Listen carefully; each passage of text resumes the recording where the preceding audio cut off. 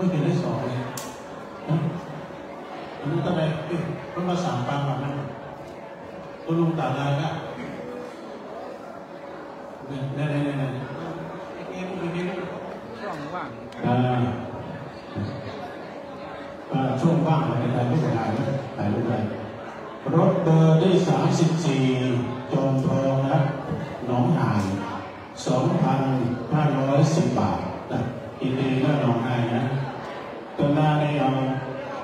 ทุกอุบาไกด์กับอุบากรรมเป็นกรรมอาจจะมีแต่บอกมาถ่ายจะเดี๋ยวว่าถ่ายว่างจะถ่ายรูปก็ได้ที่เราเถอะถ่ายรูปที่นั่นใช้เวลาว่างเป็นประโยชน์ก็จะถ่ายรูปได้เอาอันนั้นก็ขอเข้ามาเป็นลังนี่เบอร์16 2,380 บาทเนาะแต่ที่ตู้อาจจะอ่านค่าเครื่องไปนะแต่ขอบคุณแม่ถ้าว่าอันใดที่มันแบบตรงเป้าเลยนะลูกอ่านพิจารณาตาลายได้นะ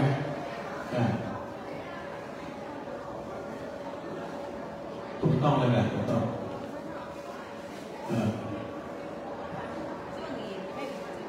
ถ้าถ่ายที่เอาบัวมาเนาะเอามารวมกันที่นี่นู่นเอาว่าเอาแบบการทุกเดียวกันพวกนี้นะนั่นแหละซะนะ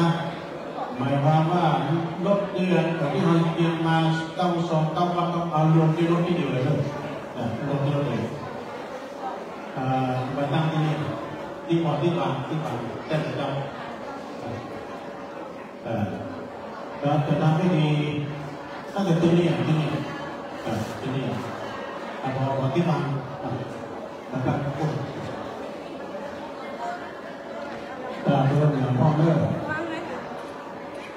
บอกไม่จะปีนะเอาให้นำเจ้าประกาศแล้วเอาที่ท่านไปแล้วนะอยู่ในมือทุกคนไม่ได้ประกาศอยู่นี่หมายเพราะสิ่งมันก็นำว่าออนไลน์ไปเป็นบ้านเราแล้วจากที่งานที่ถึงบ้านส่งมาให้ดูงานญาติโยมใครจะถ่ายรูปก่อนได้เลยนั้นให้เอาออกมาด้วยถ้าเป็นลังหรือทำนะไม้กวาดก็ดีนิ้วก็ดีโอ้อันนี้ไอ้ปูนหรือว่าเนี่ยได้โอ้พี่น้องกันต้องฝ่ายโดยเดินเอางานจ้างเดินมาได้เอาโบงนะ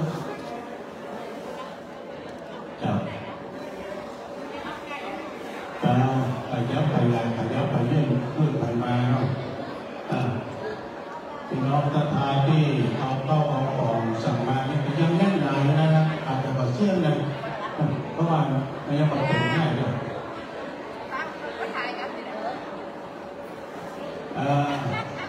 ตาทายญาติโยมเมื่อไหร่เรื่องที่เอามาใส่เกลือนี่อันนี้เอาไปยัดไปยัด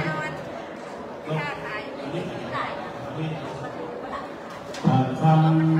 รถคันที่45จังหวัดลำปางที่เพิ่มเติมมาได้นานเพิ่มรวมเป็นลดยอดปัจจัย900 กับ3 บาทก็เป็นเนื่องจากพระทหารแม่ป้านั่นมีชัยนะ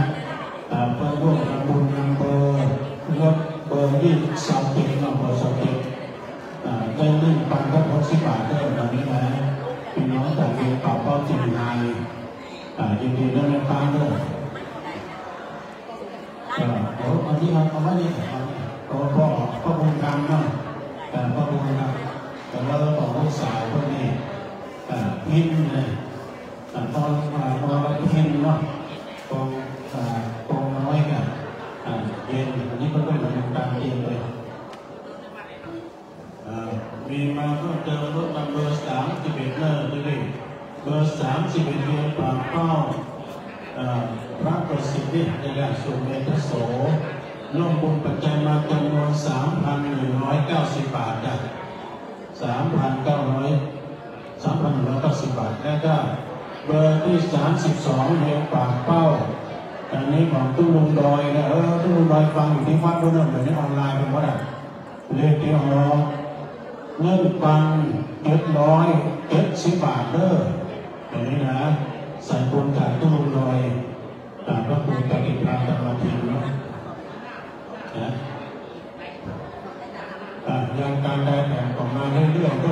รอบของกำลังมาเนี่ย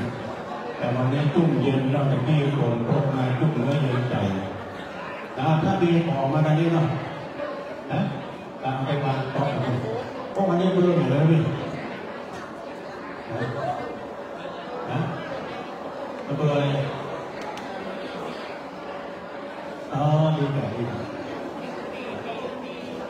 โอ้พี่น้องโตทีวีเลยลงมาเลยครับพี่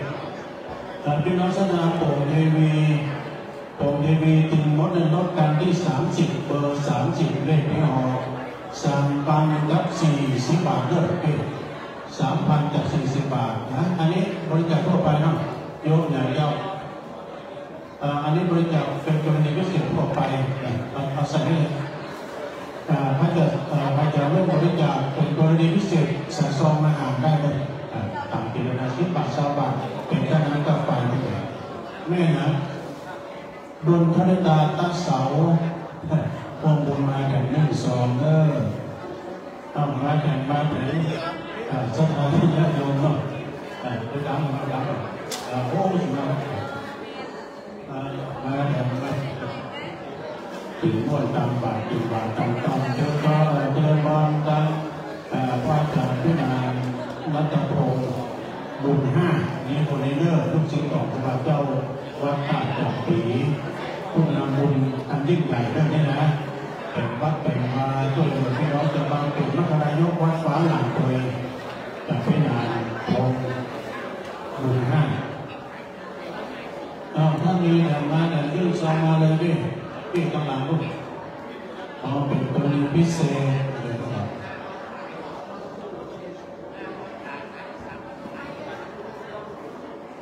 เจอในเจ้าเลิกวันนี้นะวันนี้เบอร์ที่18ฟันที่18ต่อรวมจำนวนปัจจัยทั้งหมดเรา 2,520 บาทอันนี้ซองคนแรกกระโดดพิจารณาแม่นอนโยมกระโดดพิจารณาพร้อมด้วยครอบครัวแล้วก็พี่น้องห้วยมูลในคณะจัตตาห้วยมูลในจากอำเภอฝางรวมปัจจัย 2,520 บาทครับสาธุเด้อมีอย่างต่อญาติโยมปัจจุบันเป็นกรณีพิเศษก็ได้เลยสถานเลยวันนี้เราบอกพักทำการเต็มที่วันรุ่งนี้ลูกเจ้าไม่เลิกแค่ได้ทำข้อสมบูรณ์พี่น้องศรัทธาที่จะร่วมบุญกุศลด้วยกันจะมองเป็นกรณีพิเศษก็ได้หรือว่าลดแต่ละกันในวันนี้ก็ตุ่มเนื้อเย็นใจตุ่มอกตุ่มใจศรัทธาหลากหลายที่มาจากนักหนาป่าป้าเนาะแต่ขนาดมาจากถึงกลางจังหวัดบุรีได้กี่รถไฟด้วยนะแล้วก็วันนี้สะดวกสบายทุกสิ่งทุกอย่างอันนี้มาแสวงบุญไก่น้อยเนาะใส่บุญหลายที่หลายใจตึงใกล้ตึงไก่ก็ต้องขออนุโมทนาตึงไปในตึงไปนอกเราเพราะว่าวันนี้นี่เราก็จะจำวัดในนอนจากที่นี่เนาะแล้วงานนี้เราต้องเข้าปริวาสตัวเองว่าผู้ลุงอาจจะได้จำวัดคนละ3 ผู้คนเรื่องก็จะบอกว่าลุงมาเมื่อเช้าเราต้องมาขึ้นวัดเป็นเพื่อนแอบไม่นานเพราะว่าบอกว่าเพิ่งแต่การปฏิบัตินี่นะก็จะได้เดี๋ยวจะนาเล่นไปนะรับลูกมาได้ก่อนนะแต่ทุกคนวันนี้ต้องมาพร้อมกันเพื่อนบอกว่าขึ้นมาแต่วันนี้ต้องขอบคุณนอกสายบุญต่างๆทั้งหลายที่มาประมูลนี่ก็มาด้วยประกาศการถ่ายยับและยื่นซองยื่นซองหรือว่าถ่ายที่เขียนซองตั้งบ้านมา9 ซอง 9 วัดเอารวมที่รถเลยเรื่อยรวมกันมาที่เดียวเพราะว่าจะรวมการตึกตันวันพรุ่งนี้นะจะได้เฉลี่ยเรื่อง9 วัดจะได้เฉลี่ยวัดแต่ละวัดจะได้เท่าไหร่แบบนี้เนี่ยแต่ไม่ได้ตอนนี้นะขอบคุณและรถตู้ของพิณานัทพงศ์บุญ5มรรคนายกของวัดฟ้าหลังตอนนี้คณะของเพื่อนเลิกถึงวัดถึงเสี้ยนนะก็1,600 บาท1,600 บาทยินดีพิณาเลิกเบอร์รถของเพื่อนเนี่ยใส่เบอร์รถเนี่ยพิณาเบอร์เนี่ยมันจะต้องขึ้นได้เบอร์เลย ไร้เบอร์ในไร้เดินทางไร้เบอร์อันนี้จิตอาสาถึงแท้ไม่มีเบอร์อยากจะขอบคุณน้องกับสถาพี่น้องญาติโยมได้ติดได้ตามของบุญกุศลมาสมัยบุญไปบำเพ็ญบำเพ็ญอย่างสักอย่างกินร่วมตามบางคนตกขึ้นเนื้อเย็นใจแต่วันพวกนี้เราก็เดินทางพิจเป็นความสวัสดิภาพล้อไปแอวไปอะไรบ้างถึงบ้านเมื่อไรจังมันเนี่ยบ้านเราได้จุดติดตรงกลางเลยบ้านเพื่อนของคนน้ำท่วมแบบแต่ว่าบ้านเราล้างน้ำเลยเรานี่ได้เข้าวัดเข้ามาฟังน้ำฟังธรรมใส่บาตรฟังเทศวันพักวันสิ่งได้ไปได้ถึงวิหารหลวงอุจาทำพระเจ้าเลยตีม้วนกันหวานเนี่ยเนาะมีไปเทศผลเลยไปอยู่ดีมีสุขใจแล้วแม่จะยื่นซองมายื่นมาเลยวันนี้ขอบคุณโชเฟอร์สารพีทุกท่านโดยโชเฟอร์สารพีทุกท่านอันนี้รถคันที่6เนี่ยดอยแดงมาแล้วโดยการนำของพ่อบุญปาเตคำก็ส่งทิศก็น้ำบัตรเอาจำนวน2,840 บาทด้วยขอบคุณพ่อบุญเลยที่ได้มาทำบุญด้วยกันแต่เพราะว่าวันนี้ก็เป็นวันที่เราจะได้น้อมในเกณฑ์ตามวันพรุ่งนี้เราก็จะได้ติดบ้านติดจองโดยสวัสดิภาพโดยปลอดภัยเนาะวันนี้มีดีอกดีใจขยับมาตรงหน้านี่ก็ได้ที่กำลังมาทำบุญไม่ได้ยังไปยื่นซองก็มายื่นซองได้ปีหน้าฟ้าใหม่สังขารร่างกายเขายังมั่นคงแข็งแรงก็ไปแต่ไม่ไปติดไปตามเนี่ยก็วันนี้ต้องขอบคุณในการทำครูบาอาจารย์โดยท่านพระครูอภิวัฒนาวิกรมผู้อำนวยการผู้สีขาวมาสังฆังท่านพระครูชติสารคุณท่านพระครูกัลยาณปราโมทย์ท่านพระครูปิยศิลวิเชียรรัตน์สัมภามหาสมชาติจัตตปัญโยท่านพระครูวิพัฒน์บุญอาสาผู้พิเศษเราผู้พิเศษช่างภาพผู้พิเศษใหม่ผู้พิเศษหนุ่มนี่นะผู้พิเศษหนุ่มเรื่องนี้วัดไปสุดนี่เป็นการเอาหน้าดูแลถ่ายทอดเสียงนอกสถานที่ผู้พิเศษวันการนักบริหารตัวอย่างพวกผู้คนไม่วางผลการเงินนะแต่วันนี้ก็ยังมีก็ตามนั้นเอาดังท่านนายกออกมานะแล้วก็กำนันผู้ใหญ่บ้านผู้หลวงบ้านต่อมาโดยเฉพาะบอกขอบคุณทางโชเฟอร์รถตู้พี่นายไปหัวที่ใจดีขับรถโดยปลอดภัยเพื่อความไม่ประมาทและขอบคุณที่นำโชเฟอร์มาถึงวันนี้ได้เวลานอกจากว่าจะใดท่านมาหาประมาณต่อไม้ที่ลุงที่เราเจอแต่ลุงไปเนี่ยมันแบบลื่นเรียวกำมันปึ๊กตายน่ะมันเหมือนเราจัดรายการนะจัดรายการนี่การทำกรรมปึ๊กประเทศเอาเมืองไปเนี่ยถ้าว่ากรรมมันปึ๊กเล่าที่ทานนะนะก็เลยมองเป็นมาพิจารณานี่จะนี่แม่อันนี้หอมเป็นพิเศษนะแม่ปุยล่าวงสายยาพร้อมลูกหลานพี่น้องรวมหักหน้าเนาะแม่ปุยล่านี่เป็นกว่ายุคเกือบ100 ปีแล้วนะหอมลูกมาแต่เรื่องซองไม่เห็นอยู่ในเวลาด้วยแต่ของปุยล่าใน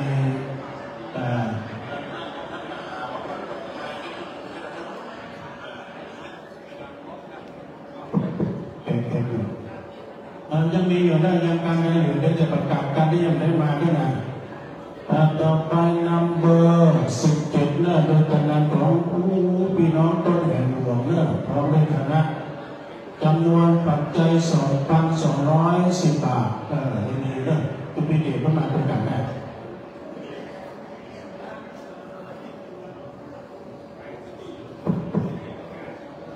ยังการใดที่ยังไม่ได้มาก่อนยังมีเวลาอยู่วันนี้หลากหลายพี่น้องศรัทธา โดยเฉพาะมาบอกในเทวดานี่มีนักหนาเทวทุกมันมีเท่าไหร่เพราะว่าถึงมื้อถึงวันให้กินกับเทวดาด้วยเนาะไปกินกับบาตรไปช้าเข้าต่างนั้นไปว่าไปลาเทวดานางทีนางที่อื่นเทวพุทธไม่ได้นะเทวพุทธไม่ได้ตอบนะเรื่องสลายเรื่องการใดห้องเนี่ยเดี๋ยวจะเป็นคนเช็คอยู่เนาะการที่3การที่4การที่5การที่8การที่23 24 35 38 39ก็ยังไม่พิจารณาการเมื่อไหร่ตึกแต่ได้ระบอกถ้าพร้อมแล้วก็ออกมากันเริ่มเนาะแต่ว่าเพื่อนนั้นยังแบบพร้อมเชื่อกันจะได้ก็พร้อมแล้วก็ทำงานก็ได้นะอาจารย์พระครูก็ว่าเทศบาลได้เป็น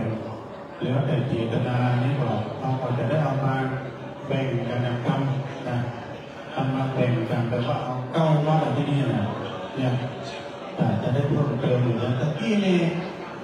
ยังนานขนาดที่นั่นตามภาษาพูดนะเนาะหลายมาแล้วแต่ที่ก็สวดขนาดนี้เป็นไรนะโอ้มาเพิ่มเติมห้วยน้ำดินเนี่ยห้วยน้ำดินนะห้วยน้ำดั้งได้ห้วยน้ำดั้งพี่น้องมีเนี่ยแต่พี่น้องห้วยน้ำดั้งลด39จำนวนปัจจัย640 บาทได้ไปเลย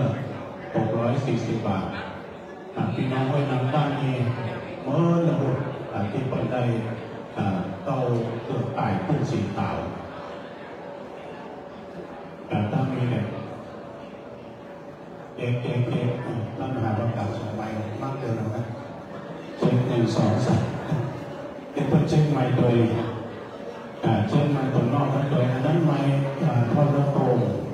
เอก1 2 3 4 5มีอยู่2เครื่องเอก2เราดึง2จะได้ไหมแต่นี่เขาจะสวดมนต์ร่วมกันนายมนะเอาดังๆเด้อเดี๋ยวผู้จะสวดมนต์กันมาดังๆเอาให้มันจับให้หลับเตรียมไว้ด้วยแล้วเราจะพุทธลุงจะได้มาขึ้นบ้านสาธุอยู่ด้านนอกด้านบ้านเราเข้ามาด้านในเด้อไปนั่งแต้นั่งเพลงก่อนได้ก่อนนั่งเก้าอี้วัดนี้นี่เป็นวัดที่งามเนอะเป็นทรงนอนเนี่ยเพราะว่าทรงพี่น้องไตหลวงพ่อคุกรรมะตะกี้ไม่เอาไปที่ดีผู้ไหนนะเนาะแต่ก็เป็นเดือนนี้ต้อง100 ล้านนี่เป็นนอกญาติโยมนอกที่ตะกี้งานจะเนี่ยเป็นบุญตานะถ้าห้องได้มาห้องได้หาได้ทักษะภาคกลางวันเดือนปีหน้านี่จะไปทางสายบุรีรัมย์ก็หมดนะใกล้เสด็จนะย้ายฐานอาจจะไปที่มือเพราะคุณจะพูดยากเนี่ยอันนั้นเนี่ยเป็นไรแต่ตอนนี้ตั้งไปอยู่นะสถานจะเดี๋ยวว่าอะไรว่ามั่นคงก็แบบมั่นคงก็วันนี้มันจะเป็นนั้นเป็นเวลาที่เขาจะได้พูดกับรับใจทุกเจ้านะเป็นนักผมเกียร์มาแล้วพี่พระครูวิพัฒน์บุญศาสตร์ไปตามผมเกียร์ช่วงนี้จะเป็นที่ว่าสถานจะยมจะต้องให้กับรับใจทุกเจ้าเลยประเดี๋ยวนี้นะสถานจะยมจะไปซ้ำเตือนทุกเจ้านะซองนั้นเป็นของตุ้งนะอันนี้มีมาเพิ่มเติมแม่อุ้ยนางทำอ้ายแต่ร่วมกับโรงเรียนป่าเป้าดันนึกซองแล้วอย่าดีนักนานนะวัดจะดีมีหลักฐานว่าบ้านช่วยเป็นเมื่อถึงวันนี้มาอยู่ด้วยคุณเจ้าบางวัดมีตุ่นเร็วกว่านี้นะญาติโยมนะคิวพนันประเด็นนะมันกับเส้นได้จะปุ๊บว่าใดหนูเลยนะจากนั้นท่านการเป็นการได้แม่เลิกนะคุณเจ้าบางตัวบางองค์ก็เป็นตุ้งลูกตุ้งหลานนั่นแหละนะแต่บางตัวลงเพื่อนคนจะเป็นคนบ้านเฮาสักหน่อยเพื่อนมาอยู่ที่เฮาเนี่ยสร้างความเจริญเรื่องการวัดกวาด จะไปดูวัดเดียวเด้อเรื่องการแปลงกันทุกเจ้าก็คือมาจากลูกพี่น้องเจ้าบ้านนั่นแหละเพิ่นได้สู่ร่วมภาคการสาวพัฒน์เราจะต้องให้กำลังใจพระสงฆ์องค์สามเณรเน้นแต่ละวัดตรงนี้ก็เตรียมไว้นะตั้งบางจังหวัดในทุกเจ้านักเลยเน้นจะไม่น้อยเลยเนาะจะนั่งต่อที่ตามท่านก็ดูวิพากษ์บุญญาศาสตร์ไปตามโขงเทียมไม่ดูเคยไปไม่มายื่นซองมาครับสาธุได้ไหมรถการที่รถไหลเจ้าเข้ามา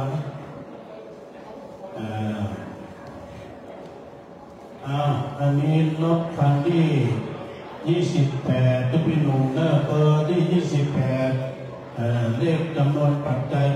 780 บาทยินดีเลิกเวียงป่าเป้า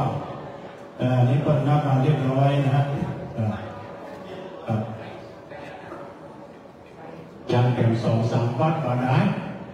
ถ้าเพิ่งมานี่ไปสวดมนต์แล้วนะแต่ว่าเหมือนตามจอพวกเจ้าเดี๋ยวเราคิดว่าขอบคุณจะเป็นหนุ่มที่ก็เช็คแน่นอนเลยแต่ตุ้ลุงได้กล้านะแล้วก็กระเดียวเราก็จะได้ทำวัดสวดมนต์ด้วยกันนะแต่ที่เมตตาธรรมจากพระครูกัลยาณและปราโมทย์ประพฤติข้อคิดต่อที่เราจะเริ่มคิดตั้งเมตตาภาวนาได้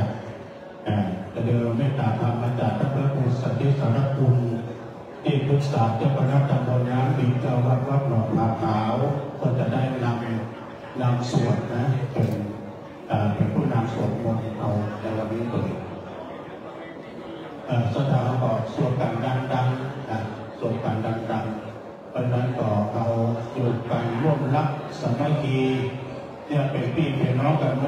หลักบางคนหูก้ารู้จักกระเสียงบอกเคยหันหน้าหันตาไม่ได้หรอกแต่ที่มานี้โดยมากนี่จะเป็นภาพนักจัดรายการทั้งนั้นและอยู่เบื้องหลังอย่างที่พี่หนุ่มเนี่ยพี่ตะวันก็เนี่ยก็อยู่เบื้องหลังคุมเครื่องเสียงนั่นเนี่ยคุมเครื่องเสียงใครจะออกกั้นอะไรออกแบบการเพราะฉะนั้นนี่ก็มีความสำคัญนาฬิกาเนี่ยวันโกนมันสำคัญเพราะวินาทีก็หมดมันมีความสำคัญเหมือนกันว่านะพี่กันตอนนั้นมาขึ้นซองมาถ้ามีก็มาเด็กเนาะอย่างนั้นอาจารย์ก็กลัวว่าเนาะถ้าเรามีความเข้มแข็ง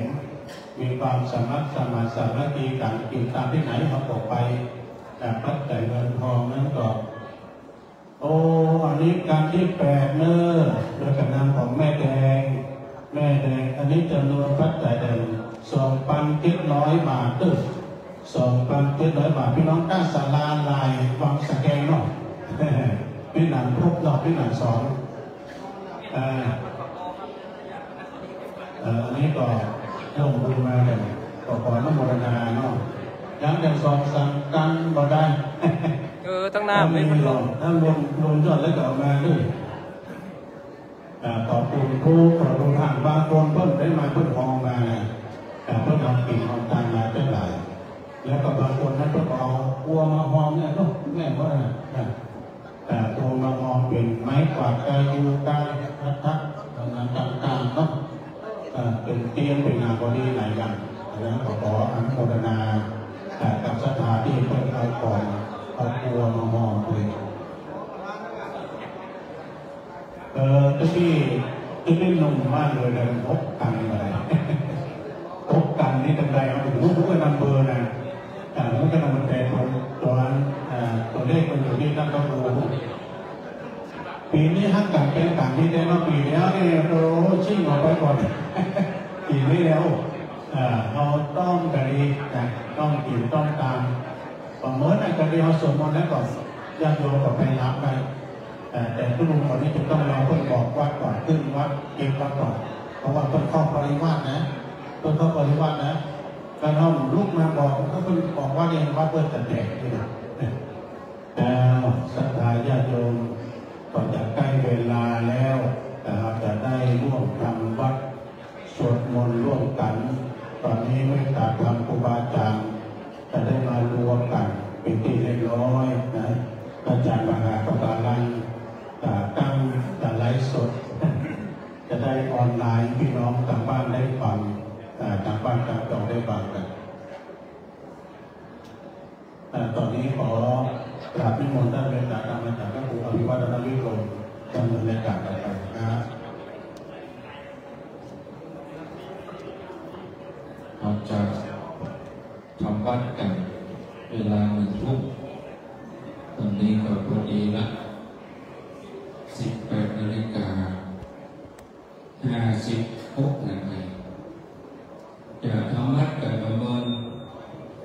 เกิน40 นาทีประมาณ2 ทุ่มท่านถามให้ไปพักผ่อนการธุระส่วนตัวกระบอกกระแสเด้อสถานเด้อขอนิมนต์ท่านพระครูสถิตสารพงศ์วัดหนองผาขาวอำเภอปราสาทจังหวัดลำพูนนิมนต์ท่านพระครูเป็นตัวแทนคณะสงฆ์และตัวแทนศรัทธาเตโตผู้เพียรบูชาพระรัตนตรัย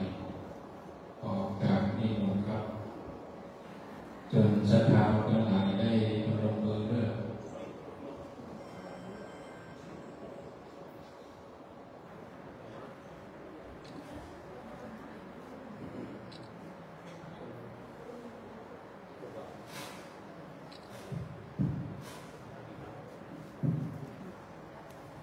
เดี๋ยวท่านพระครูกัลยาณปัปโมกข์จะได้นำคำว่าเย็นสวดมนต์ไปยังทุกคนถ้าตามตั้งอกตั้งใจเนาะ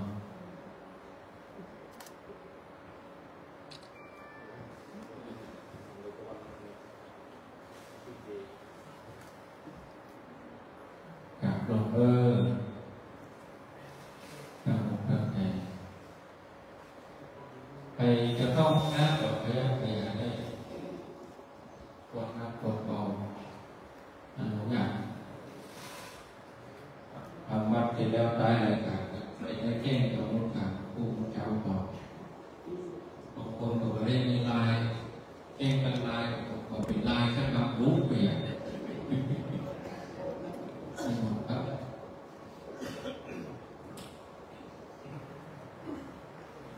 สัญญาณไม่ค่อยดีนะสัญญาณ โยโตภะคะวะอะระหังสัมมาสัมพุทโธธัม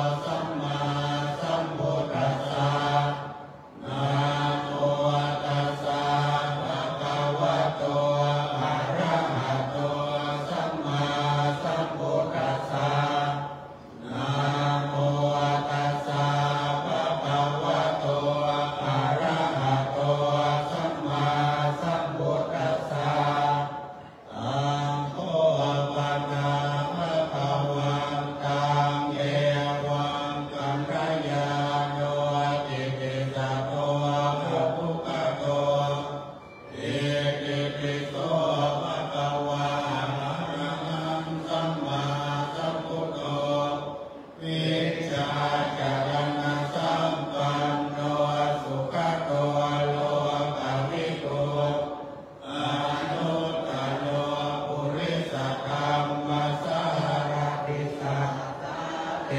วมนุษย์สานังพุทโธภควาติอัตตมยังพุทธาวิกิติงกโรมะเตพุทธวาระหังกวรตาทิคุณาทิยุโต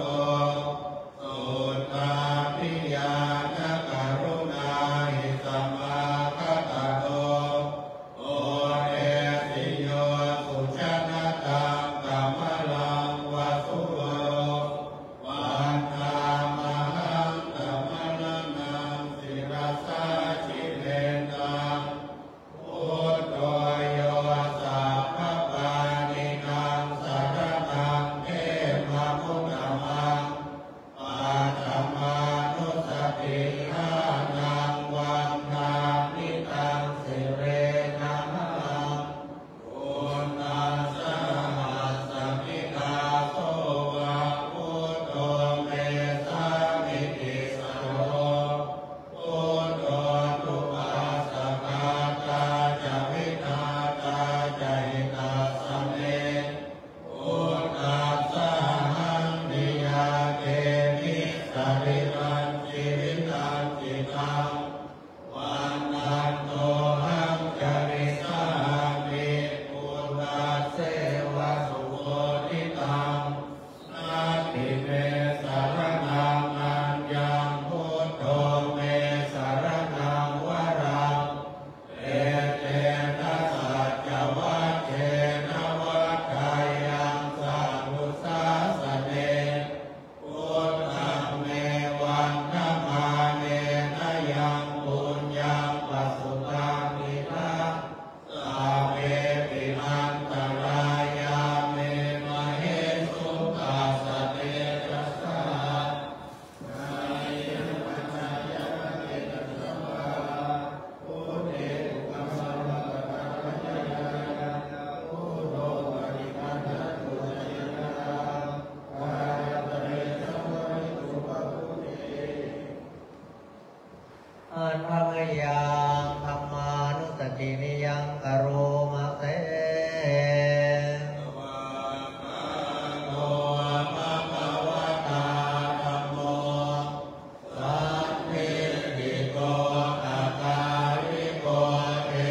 หิปัสสิโกโอปัญ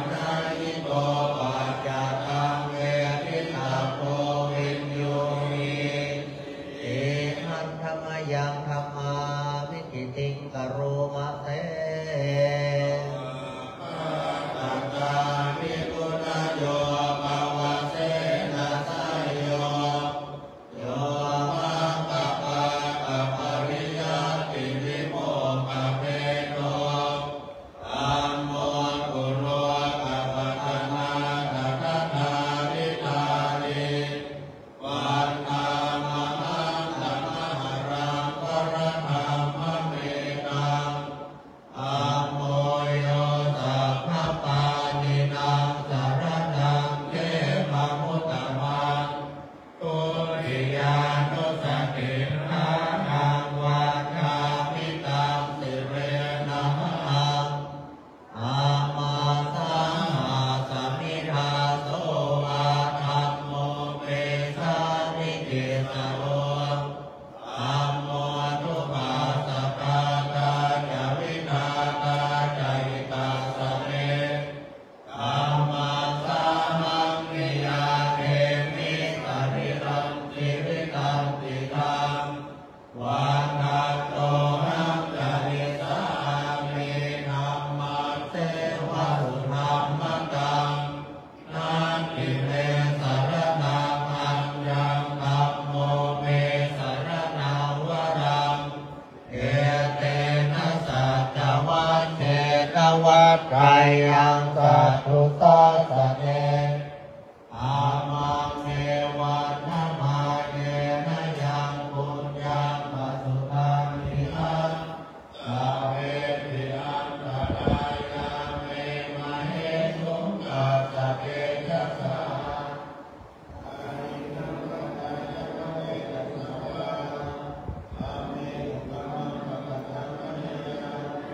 ธัมโมป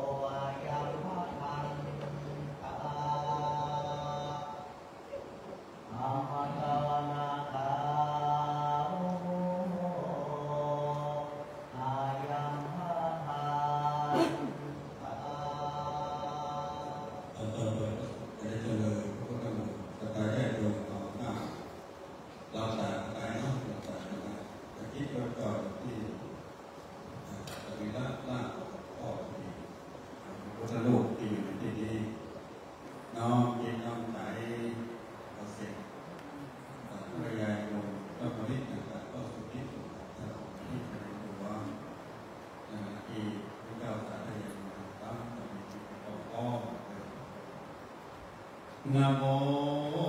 ตัสสะภะคะวะโตอะระหะโตสัมมาสัมพุทธัสสะนะโมตัสสะภะคะวะโตอะระหะโตสัมมาสัมพุทธัสสะนะโมตัสสะภะคะวะโตอะระหะโตสัมมาสัมพุทธัสสะพุทธังสรณังคัจฉามิธัมมังสรณังคัจฉามิสังฆังสรณังคัจฉามิทุติยัมปิพุทธังสรณัง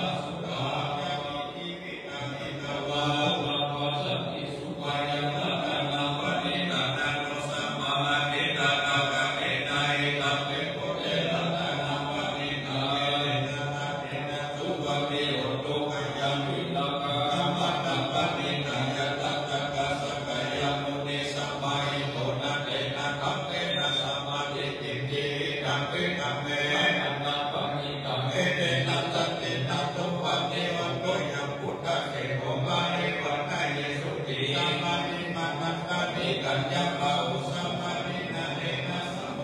วิกัตติเอกวิรุเกนะตะนะวะนิกาเวเทนะตันเนนะตุวะเทวันตุเอปุกาลาอาตาสัพพะสัพพะจัตตาเรตาหิอุปาเนโหติเตตาหินายะตุละตัตตะวะกายเตสุตินานิมะหะปะลาเนตังเวสัมเกนะตะนะปะนิตาเกนะตันเนนะตุวะเทวันตุเอสุปยุตตะมะตัสสะนะกายนะนิกาเมโนโกตะมัสสะสะนะวิเตปะนิปัฏฐามัตตติกายะนัตตะปุตตะนิปุตติปุตตะมานาอิตัมมิตัมเจนะตะนะปะนิกายเตนะสัจเจนะเทวันโตเอนะปุลานันนะวังนัตติสัมปะวังวิลัตตะจิตตายะติเตวะมัจจมินเตจิตันติกาวิโยลายิจันตานิปันติติลายะอายัมมานิโพอิตัมเปตัมเประตะนะวะนิกายเตนะสัจเจนะตุวะติโหโตกาตมิยะมัตตะพุสะเลนะยัตตังสัตตะปัตตะมาริสัมเมกัสอุจุจัสโสสุจัสโสวะตุจัสสะโมตุวะนัตติมาเนสัตตุจักขุจัสสุปะโลจักอัปปะกิโตจัสสันนาอุกะมุติสัตติยะนิโย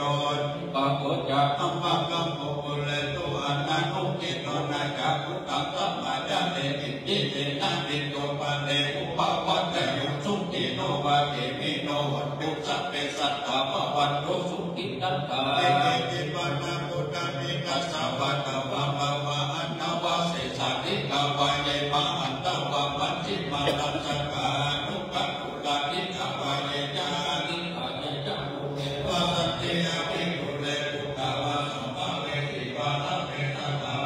ตุสุขิตัตถะนัมมะโลกาลานิโกเวนะนะนิมันเวนะกะตะนินันติติมัญญาโตสันนาวะอิทัสสยานัญญมัญญาสังคุกะมิตยามัตตายะธานิยาภุกะไมภุกะเอกะพุทธมัจจุตะเกมะปิสัพพะพุเตสุวรรณสัมปะวะเยอะปะริมาณังยัสสะปะโลกัสสะมิมานะสัมปะวะเยอะปะริมาณังภุกะอะโยนะเจริยัญจามานะเวนะสัพพะตัมปิตัญญามิสิโนวะสยานุวายะวะตัสสะวิกัมมะเมโกเอตัสสะติยาติกายะวะมะเมตัมมิหาราหิตะมะมุติติจาอุปะกัมมะอิลาวะสัมเนนะสัมปันโนวะเมสุเวทายะเอกัมมะอิจามุกะปะสยังปุณะเนติติกามิยะเมตะสุตาติโลเกสิลาพุทโธสัจจังสุญญาพุทธายะเตนะสัจเจนะกามิสัจจังกิริยามนุตตะนะภวัจจิวะนะมะปะละสะมิวะอุปะเกหิเมสัจจะปะละมะวัตตยะสัจจะกิริยามะกะสะสันติปัฏฐาปะกะนะจันติปัฏฐาวัจจะนะมะกะมินานิตันตะกะนะเวนะมะนิอะมะนะสัจเจกะเทมะยะมะ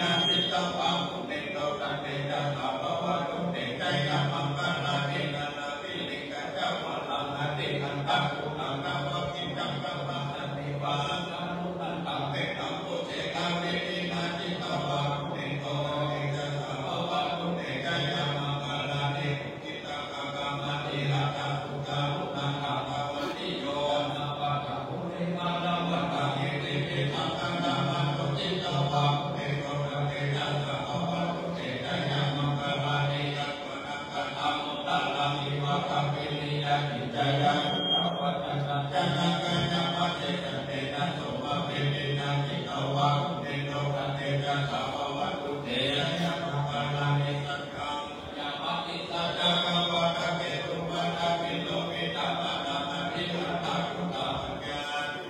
นิโตจิตตวังเนโตตันเตจัสสะภวะตุเตใจยะมังคะลาเทสังโฆมะนะตะปุญญะกะเมปุตตะมะเอติโกเตนะเตนะพุทธะเกนะกัมมะปะยันโตเอโกปะติสาวิทินานิตวะมุนิโตจัสสะภวะตุเตใจยะมังคะลาเท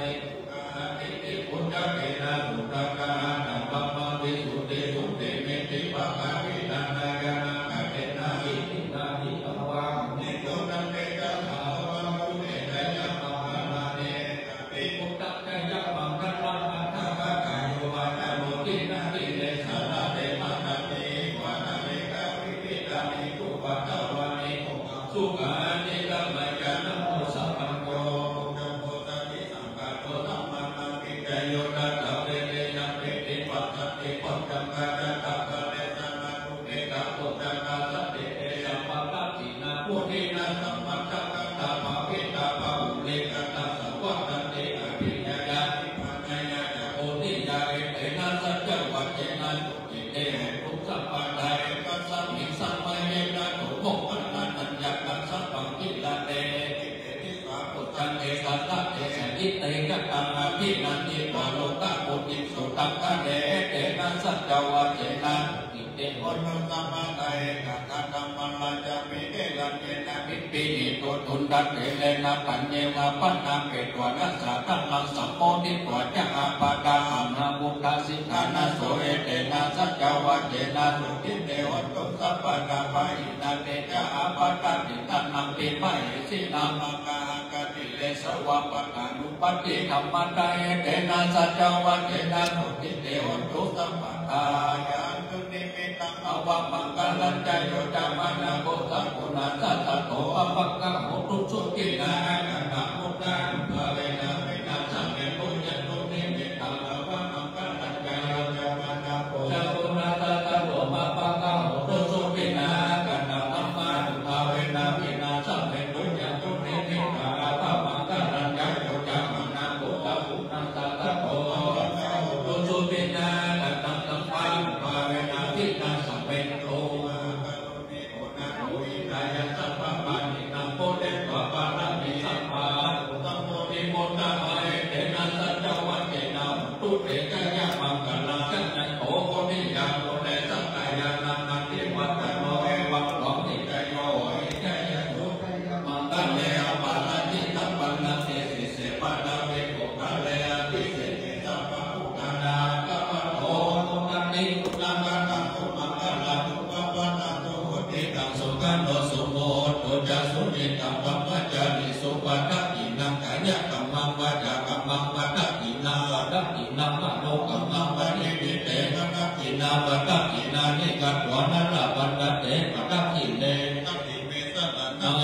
พุทโธเมสัมณาวะลายเตนะสัจจวะเจนะหตุเตจยะมังกะลังนักขิเมสาระนังอัญญังนะโมเมลันนังวะลายเตนะสัจจวะเจนะหตุเตจยะมังกะลังนักขิเมสาระนังอัญญังโมเมสัมณาวะลายเตนะอัญญังวะเจนะหตุเตจยะมังกะลังนักขิติลัตนะโลเกจัตติวิวิคัมตุตุลัตนะพุทธัสสะมะเตตัสสะมาโตเตยังอิติรัตนะโลเกวิจัตติวิวิตังตุลัตนะธัมมะสัมมังนัตติกัสสะมาสุติภวันตุเตยังอิติรัตนะโลเกธัมโมตุลัตนะสังฆะสัมมังนัตติกัสสะมาสุติภวันตุเต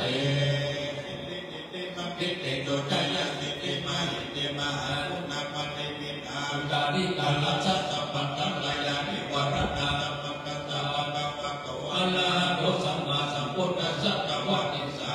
ปุริสละกะนานุภาเวนะสิตายานุภายัญชนะนุภาเวนะตุตะละตะจมังกะลังนุภาเวนะสัพพะนามัสสิยานุภาเวนะเนมาลาภาเวนะตัสสะภะละมิตานุภาเวนะตัสสะอุปภะละมิตานุภาเวนะตัสสะภะละมัตตะภะละมิตานุภาเวนะสิลสมาธิปัญญาภาเวนะพุทธานุภาเวนะธัมมานุภาเวนะสังฆานุภาเวนะเนกานุภาเวนะอิทานุภาเวนะมัลลานุภาเวนะยะยะกัมมานุภาเวนะเจตุลสิทธิสหสัตตมะคันธานุภาเวนะนามาโรกุฎาลธัมมานุภาเวนะตักขิตามะคานุภาเวนะตัสสะมะภะปิยานุภาเวนะจักรพิญญานุภาเวนะสัจโตสัจจยานานุภาเวนะตัสสะภะละยานานุภาเวนะสัพพยุตยานานุภาเวนะเมฆะกะโรนาโมติตาโอเมฆะนุภาเวนะสัพพะปะเนกะนุภาเวนะลักขณัตตยสันนานานุภาเวนะตุยหังสัมมาโลกัสโสโกปัตตาวะทุกขโรมานะสุปายะสาเวนะสัตโตสัพพะอันตรายะภิเวนะสัตโตสัพพะมัคคะภะเวนะสัพพิจันโตติกายุกายสัตตวะสัจจิเวนะสัพพะกิโกหตุสัพพะกาคัสสะภวนาภูมิอัตตามหาสัมพุทธาระภะกะเทวตาสัพพะปุเพอนุรักขันโตสักขะพระพุทธรัตนะโมสัตตะมุตตะมะปะลังหิจังเทวมนุสสานังพุทธเตเชนะพุทธินังรัตโตปันนวะสัพเพกามุตตะสัมเมตุเตสักขะพระธรรมรัตนะโมสัตตะมุตตะมะปะลังปะติลังอุปสัพพะนังกัมมะเตเทนะตินังรัตโตปันนวะสัพเพยามุปสัมเมตุเตสักขะพระธรรมรัตนะโมสัตตะมุตตะมะปะลังอุณายะปังหุนายังสังฆเตเจนะสุตินานาสันโตปันนวะสัพเพกาอุปสัมเมตุเตพุทโธมังคลสัมพุทโธสัมพุทโธนิพพานุตตโมพุทธมังคลมะกัมมะสัพพะอุปามุจจเลธัมโมมังคลสัมพุทโธมังเวโนตุตัสสวานุตัมมะมังคลมะกัมมะสัพพะขยาปะมุจจเลสัมโฆมังคลสัมพุทโธตัสสินโยนุตตโลสังฆมังคลมะกัมมะสัพพะอาปะมุจจเลทุกขปัตตาจันนิทุกขามายาปัตตาจันนิปยาโสกปัตตาจันนิโสกหุโตเอตวัตตาจามิสัมปทานยสัมปันนังสัพเพเทวานุโมดันโตสัพพะสัมปติสิทธิยากันังดันตุสัตยาสีลังลักขันตุสัพพะตาภวันนาปิลัตตาหุตุกัจจันตุเทวตากตาสัพเพพุทธาพลังปัตตาปเจกานันเตยังพลังอรหันตานันตะเตเจนะนักขันธาสัพพะโสสุโขพุทธานังอุปโตสุขะสัทธมะเทศนาสุขะสังฆะสัมมาทิสัมมากังนันตะโพสุโขกติโยเนโตชะเยตัสสะมิเยโกตปะปิชยิโนปิจจารันนะสัมปันโนสุเสโตเนวะปันโนเสติวัตตปะติยานิโตรัติมาปะติจันติมานะโตตปะนิจัยตปะติภมโนอะกัสสะภะมะโหรัตังพุทโธตปะติเตกัสสากายะปะละมาลาภาสันตุเตปะละมังทานังทิสาสาปะละมาญาเตนิพพานังปะละมังสุขาศรัทธาจะไปได้น้อยหนึ่งนะตั้งคำถามแต่จะเรียนกันชิดกับจะเลือกเข้าที่กับเลือกตัวที่แล้วนั่งสมาธินั่งหลังตรงๆคือว่าหลังตรงที่สูงยืดอกตรงอกท้ายไหล่พึงมือขวากับมือซ้ายต่อไปต้อมใจเข้ามาเนาะวันทั้งวันนี้ใจฟุ้งซ่านไปมากมายปิดเรื่องโน้นเรื่องนี้ต่อไปเรามาพอกายของเราเองที่นั่งทุกคนมีอยู่หนึ่งกายที่นั่งอยู่ในสมมติใส่ที่เขาว่าเป็นคนนั้นคนนี้ที่จริงมันเสมอแต่โน้ตคือหนึ่งกายเท่านั้นเองแต่สมมติว่าเป็นหญิงเป็นชายเป็นพระเป็นโยมมองพอว่าหนึ่งร่างกายที่นั่งอยู่ต่อไปมีลมหายใจเข้าออกนั่นเป็นส่วนของกายปกติกายมันต้องมีการเคลื่อนไหวมันเป็นการแสดงออกของธาตุลมคือการเคลื่อนไหวที่ได้เอาการเคลื่อนไหวอันนั้นมาเป็นที่ระลึกรู้ของใจใจก็คือตัวจิตตัวรู้เอาไปตั้งอยู่กับที่ลมหายใจเข้าลมหายใจออก ญาติโยมเคยพาภาวนามาอย่างไรก็องค์ภาวนานั้นเข้าพุทหายใจเข้าโทหายใจออกพอดีก็ดูอาการท้องน้อยยกต่อเพื่อลองทำนะพระเจ้าอาตมาได้เน้นย้ำว่าในการที่เราต้องการมาซึ่งความดีบุญกุศลนั้นในหน้าที่ของชาวพุทธการศีลภาวนาการเอาองค์ไปดีแล้วด้วยจิตเป็นกุศลผลสายมาด้วยต้นน้ำปัจจัยเงินทองคือการแล้วที่ผ่านมาและคือการไปในวันพรุ่งนี้เอาเพื่อโอกาสตัวเองได้มาสัมผัสได้มาพูดมาหันได้มาเกิดการปีติรู้บอกกับกัลยาณมิตรใจทางความฝันเพื่อให้ตัวเองได้เป็นโอกาสการเกิดการคือของเราได้ทำดีท่านบางคนก็ได้มีโอกาสมาอย่างนี้ถ้ามีครูบาอาจารย์กัลยาณมิตรกัลยาณธรรมจักผลปามาพบกันตอนนี้มีโอกาสแล้วคือโอกาสได้ทำดีแก่ตัวดีนะเรามีความตั้งมั่นในขณะที่เรานั่งอยู่นี่ทุกคนมีสิ่งห้ามกันโอ้มีไปทิศสินทรัพย์ก็นึกถึงสิ่งเรามีความสุขว่าเรามีสิ่งดูต่อไปเป็นการภาวนานั่นก็คือความรู้สึกดูลมหายใจเข้าออกวันหนึ่งเราหายใจเข้าหายใจออกเป็นร้อยกี่ครั้งแต่เรามาได้เป็นที่ตั้งแห่งการระลึกรู้เมื่อเรามาตั้งเป็นการระลึกรู้ขึ้นมาก็เป็นภาวนาเกิดขึ้นมาทันทีนั่นเป็นการบูชาพระพุทธเจ้าที่ประเสริฐที่สุดครูบาอาจารย์เปิดนำเราได้มาทำตลอดอาจารย์เราต้องอ่านอย่างมากมายในขณะที่เรานับลมหายใจเข้าออกจิตเขาก็เกิดจิตเขาก็เป็นแต่นี่คือการบูชาพระพุทธเจ้าประเสริฐที่สุดซึ่งพระสัมมาสัมพุทธเจ้าก็เทิดทูนการปฏิบัติบูชามากกว่าเพื่อวิสัชนาเข้านั้นกว่าจักอันนี้เรามันครบองค์เป็นยังตั้งใจพอเริ่มดูลมหายใจเข้าหายใจออกในระยะเวลาที่ต่อไปนี้สัพพยสัตตาเป็นพอของเราลงที่ตรงนั้นเป็นกุศลอย่างที่วันนี้เรามีโอกาสได้มานั่งในที่นี้เป็นสถานที่อันศักดิ์สิทธิ์ทุกคนปรารถนาอยากจะได้เข้ามาในสถานที่แห่งนี้มีถึงจะรอนแรมระยะทางมันแสนไกลด้วยความเลื่อมใสความศรัทธาในองค์ปู่ปาจารย์ท่านรับอ่านไปแล้วเกิดสรีระร่างเป็นที่ไหว้ที่สาตอนนี้ได้ปาถึงมาบ้านสองหน้าถ้าปู่เองครูบาอาจารย์เองยังมีอายุอยู่มีชีวิตอยู่พระองค์ประทานพลังงานเราเอาไปที่เราได้ปาเป็นได้รับการดีนี่หมดต่อครูบาอาจารย์ยังพอมาดูตั้งแต่ภาวนาสักครั้งหนึ่งเดิมดูผ่านไปที่ไปลงพลังงานเจ้าพ่อตั้งแต่ภาวนาสักครั้ง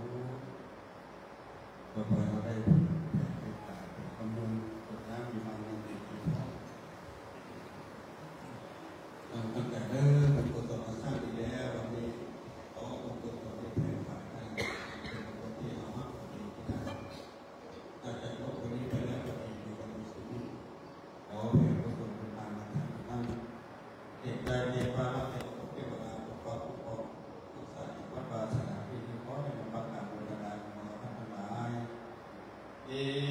ตังตานากัมมังนิพพานะปัจจโยโตโนติจัง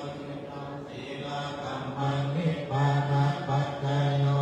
โตโนติจังอิทัปภวะตากัมมังนิพพานะปัจจโยโตโนติจังยังอินติกุศลังกัมมังสัพเพหิตาเตหิตาตังปุญญังโนอานุโมทันตุสุรันตุโกโตเยเตวะอัสสะกาติกาตาปิกายุกาสัตตาอุตตุสัพพะสัตตานังสุติอัตตานังปาริ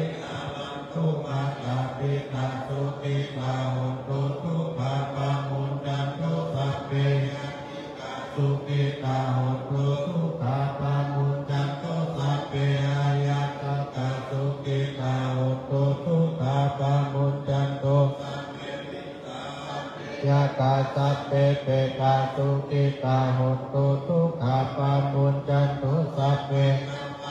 สุขิตาโหตุสุขาปามุนจันโตสัพเพเทวะสุขิตาโหตุสุขาปามุนจันโตสัพเพสุปัจจายสุขิตาโหตุสุขาปะมุนจันตุสัพพิจันตุโห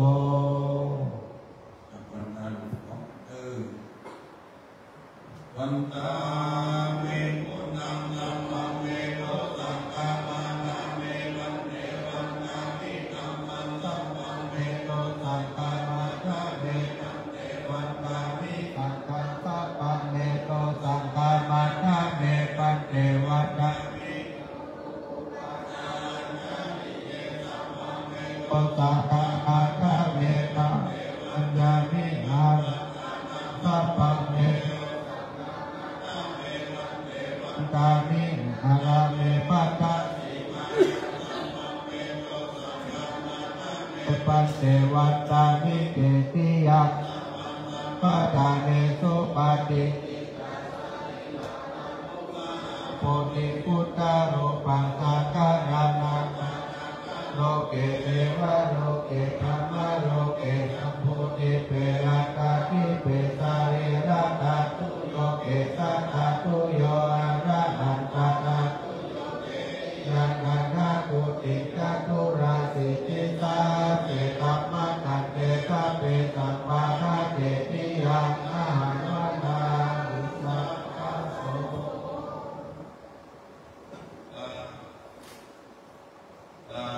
เป็นก้มหัวลงน้อยเนาะนาฬิกาพ่อแม่เราก็นั่งอยู่ตรงหน้าเราก้มกับพ่อแม่ข้าวของพ่อแม่เรามันคือวันตามีวันเดตัมมาตัมมาตัมมาตัมมาเมวันเดตัมปุญญาสามินาโรโหยิอาปัสสะนานาปุญญา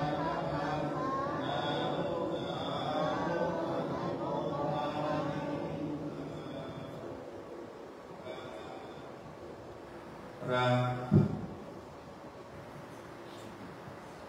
นิมนต์พระสงฆ์หน้าในตันตะพังสดาหน้าท่านไม่เลิกเป็นนางองค์เป็นตัวแทนนะปัดได้ขอกรรมสงฆ์ก่อนแล้วก็จะได้มีกิจกรรมสักหน่อยก่อนจะสอบผู้เป็นนางนำออกกรรมสงฆ์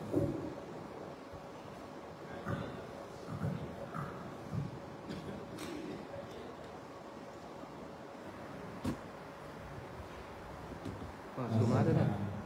มา กาเยนะวะจาจะวะเตตัสสะวะอุเทตุกัมมังปะกะตังมะยะยังพุทโธปฏิปันหะตุอะตยังตังกาลันตะเลสัมปริตุงอะพุเตกาเยนะวะจาจะวะเตตัสสะวะธัมเมตุกัมมังปะกะตังมะยะยังธัมโมปฏิปันหะตุอะตยังตังกาลันตะเลสัมปริตุงอะธัมเมกาเยนะวะจาจะวะเตตัสสะวะสังเกตุกัมมังปะกะตังมะยังสังโฆ ปฏิคันหันตุอาจยันตังอาลันตะเลสังวริตุงวสังเกกายกรรมังวจีกรรมังมโนกรรมังตัติจัตโตตังตัติจัตโตตังกัปปังโตตังกัมมันทุโนอภิวาตนาติกติจังพุทธาปัจจายโนตตะโรธรรมาวตันติอายุโนสุขังปะลาสาธุสาธุสาธุ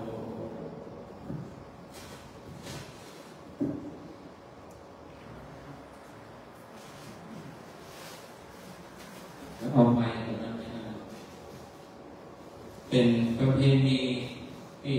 กิจกรรมของเขาในคืนสุดท้ายอย่างนิมนต์ครูบาอาจารย์ได้พูดกับศรัทธาตรงใน2-3 นาทีขอบคุณศรัทธา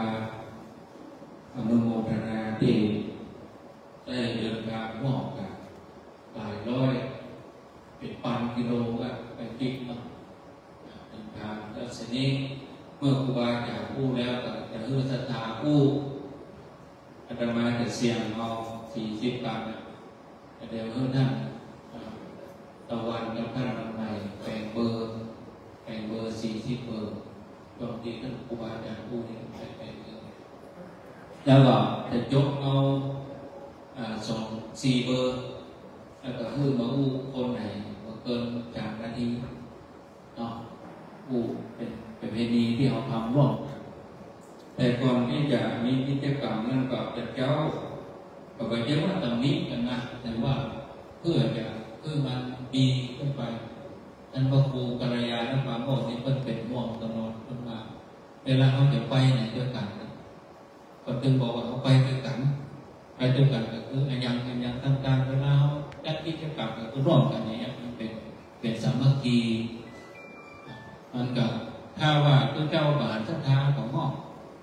เหมือนเดียวกันอย่างศรัทธานั่งตั้งรุ่มเอามาก่อตำบลบาหันตกใดตกหนึ่งของหม้อ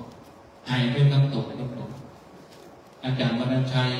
บางท่านถามหาท่านวรรณชัยได้มาครับพอดีเปิ้นจะมาละได้สักวันเนี่ยเปิ้นสบายเจ็บเอวอาภาษอยู่ที่วัดพุทธศรีดีๆแล้วก็อาตมาก็ปิ๊กไปวันพุธกันนี่แกพยัญชนะเขาเปิ้นไปหาหมอไปบังคับไปขอแกนบังคับถ้าผมไปเดี๋ยวอุ้มใครรักษาสังขารครูบาอาจารย์แทนตนเนื่องจากท่านพระครูวิภาคที่ไปกับเราตลอดเป็น10 กว่าปีไปแถววัดคำเสือกระบี่ไปแถวไหนแถวบ้านทีนี้เพิ่นก็ประเด็นนี้1เพิ่นบอกหูได้ก็ข้างหนึ่งแล้วก็หูเพิ่นก็บอกหูผมก็ได้ยินละก็รับทราบนะแต่เนี่ยต้องเขียนอย่างนี้ได้ประมาณเกือบปีแล้วเป็นอย่างนี้นะแต่มาก่อนไปเยี่ยมหาตลอดให้กำลังใจไปเยี่ยมหาก็แบบจะให้หมู่เฮาครูบาอาจารย์เนี่ยทายพวกศรัทธาที่ไปกินไปตามที่ต้นตอเพื่อจะได้จึ้งสิ่งใดเพิ่มขึ้นมา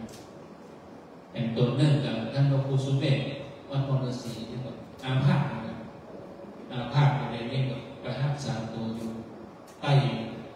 ไปรักษาตัวอยู่ที่ภาคใต้ไปมาเลเซียไปเตื้อเพราะว่าหลวงพ่อจำเนียนก็อยู่มาเลเซียก็ไปมาเลเซียไปเตื้อก็รักษาเป็น2 อย่างคือหมอปัจจุบันก็หมอมูใจมูคือหลวงพ่อจำเนียนก็เป็นส่วนอย่างเพื่อลูกศิษย์หมอก็รักษากินยาบำบัดตลอดโคสุเมธก็หายไปหลายคนก็ตามก็เหมือนเดียวกันเวลาเอาเพื่อนมาเขาจะมาด้วยกันถึงบทเวลาการใดจะดึงออกมาทุกเจ้าของหม้ออย่างนี้แต่เอามาลวกอย่างนี้มันยกสุดท้ายมันสบายมันแล้วเลยถามว่าเล่นเลยคนไทยทุกเจ้าก็เล่นเลยเหมือนกันแต่เชื่อมั่นว่าศรัทธาเลิกที่นี่ไปก็รับเองไปอยู่กับดีอยู่ดีที่อื่นมันบางคนยังอยู่ส่งไลน์ให้กลุ่มเพื่อนร้านต้องอย่างนั้นเราการเอาบวกลบไป2 ชั่วโมงนะมันเกิน4 ทุ่มก็จะรับนะอดเอาไหนกันเดียวเอามาเป็นกิจกรรมของ เบอร์39กับเบอร์38นั่นมาจากเบอร์ตื้อแต่เบอร์37เป็นคนแก่เดี๋ยวเราดูว่าผมไปครับพระเจ้าคนชายผู้คอในลายกลุ่มแล้วทำไมบอกมาแสดงตัวพระเจ้าบอกอันนี้ท่านพระพุทธเจ้าเป็นเช็คนี่นะหายไปสอบกันที่วัดกาญจนบุรีมานี่เลยก็38เนาะ29เบอร์ที่ไหนฮะบอกมาเลยนั่นตามเลยเจ้าบอกว่าประเดี๋ยวนี้ก็บอกว่านั่นก็เป็นนะว่าก็เป็นนะก็คือกู้ก็ฟังเลยต่อไปคืนนี้นับหน่อยเลยนักเรียนเกเรเบอร์3เบอร์4เบอร์5เบอร์23เบอร์24 35แล้วก็38ตรงเข้าประกวดมั้ง38นี่ของอย่างวะฮะ38เป็นกี่แม่มาแจ้งคนนี้กำลังมาไปยังวันพุธก็ได้อันนี้ที่ว่าเมื่อกี้อนุโลมถึงวันพุธแต่คนนี้ว่าอะไรเนี่ยแต่วันพุธพระเจ้าเนี่ยสำคัญพวกเขาต้องมาตามด้วยกันประมาณเป็นอย่างแบบมีเจ้างูมีอย่างพวกเจ้ากลับไปบอกกันเบอร์3ประกันเจริญส่งเข้าประกวดเอาหน้าเอาตาประกวดเข้ามาตัวมาเลยประกาศเบอร์เดียวบอกเบอร์อื่นประกาศละ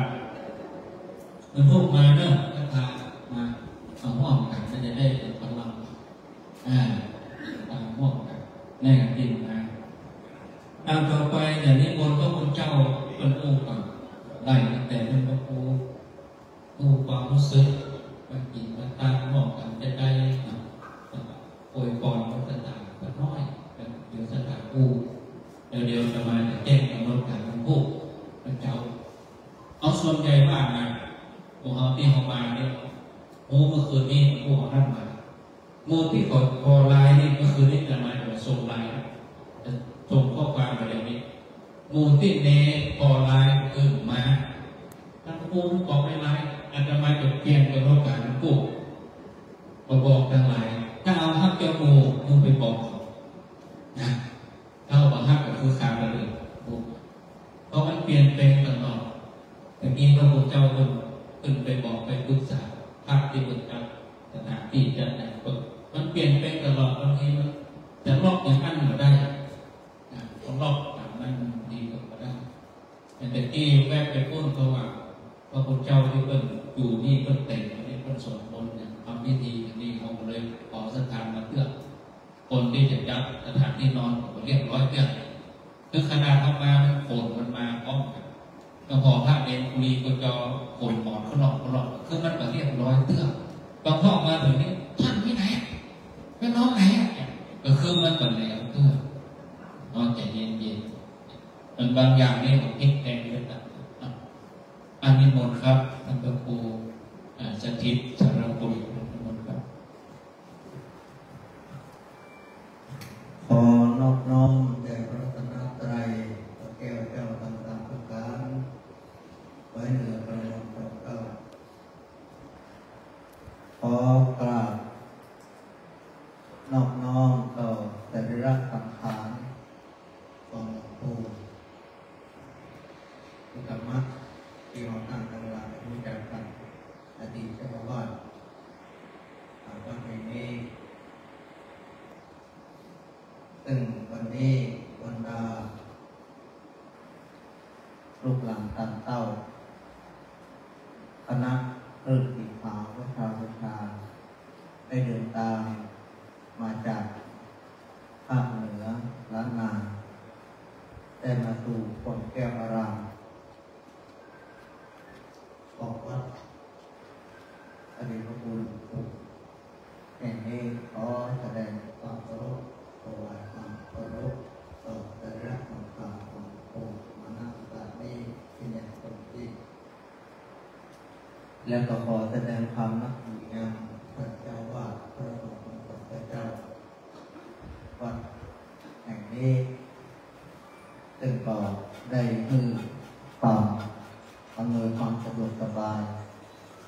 ควร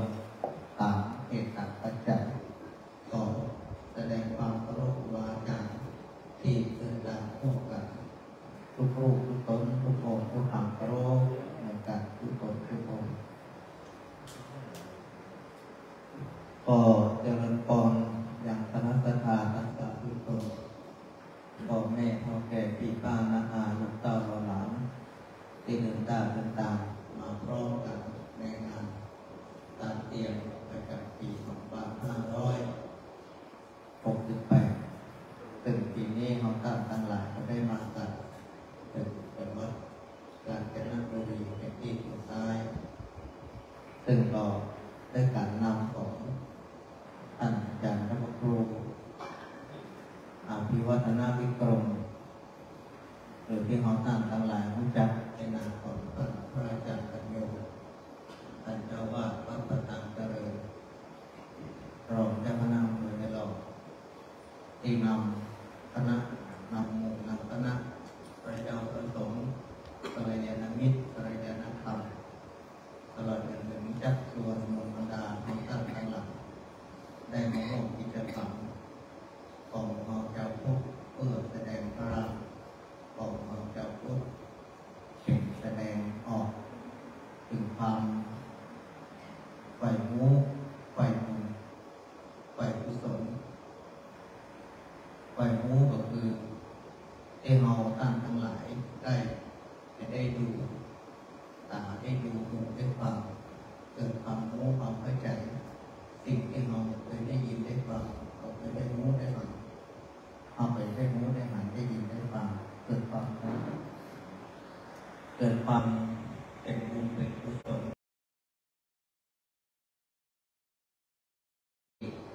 ได้มาร่วมการเดินต่างเอาได้มาเลยทั้งอารมณ์ของคนที่เป็นฝ่ายกุศลไปดียิ้มแย้มแจ่มใสอารมณ์ชื่นชมยินดีปิติร่าเริงแจ่มใสอารมณ์ที่เป็นอกุศลตอนนี้อารมณ์ที่มันแสดงออกถึงความเอาใจก็งดงามก็แสดงความอุ่นอ้อมหมองมัวต่างๆการกระทบกระทั่งตามปากก็ดีตามวาจาและตามจิตใจที่มันเกิดขึ้นเราจะได้ศึกษาในรู้และออกในจิตในใจของเราว่าขณะนี้จิตใจเราเป็นจะได้มาวัดจิตวัดใจของเราว่าจิตใจของเรานั้นดีก็ว่าไม่ดีถ้ามันดีเราก็ควรสร้างสรรค์ต่อในความดีนั้นอันใดที่มันไม่ดีเราคอยที่จะระงับยับยั้งในใจขันติความอดทนอดกลั้น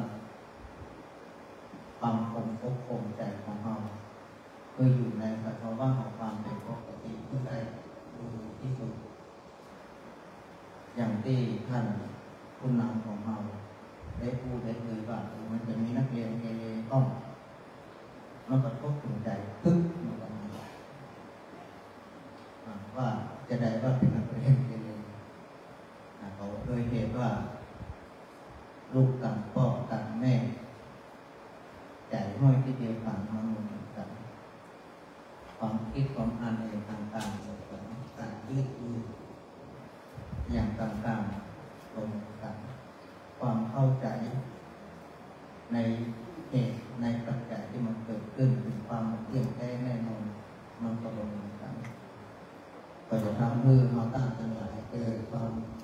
บางทีเกิดความน้อยเนื้อตามใจตาเกิดความเบื่อในจิตในใจตาอันนี้เป็นเรื่องปกติเอามางานบุญเอามาแสวงบุญเอามาหอมบุญกุศลที่กับตนเอง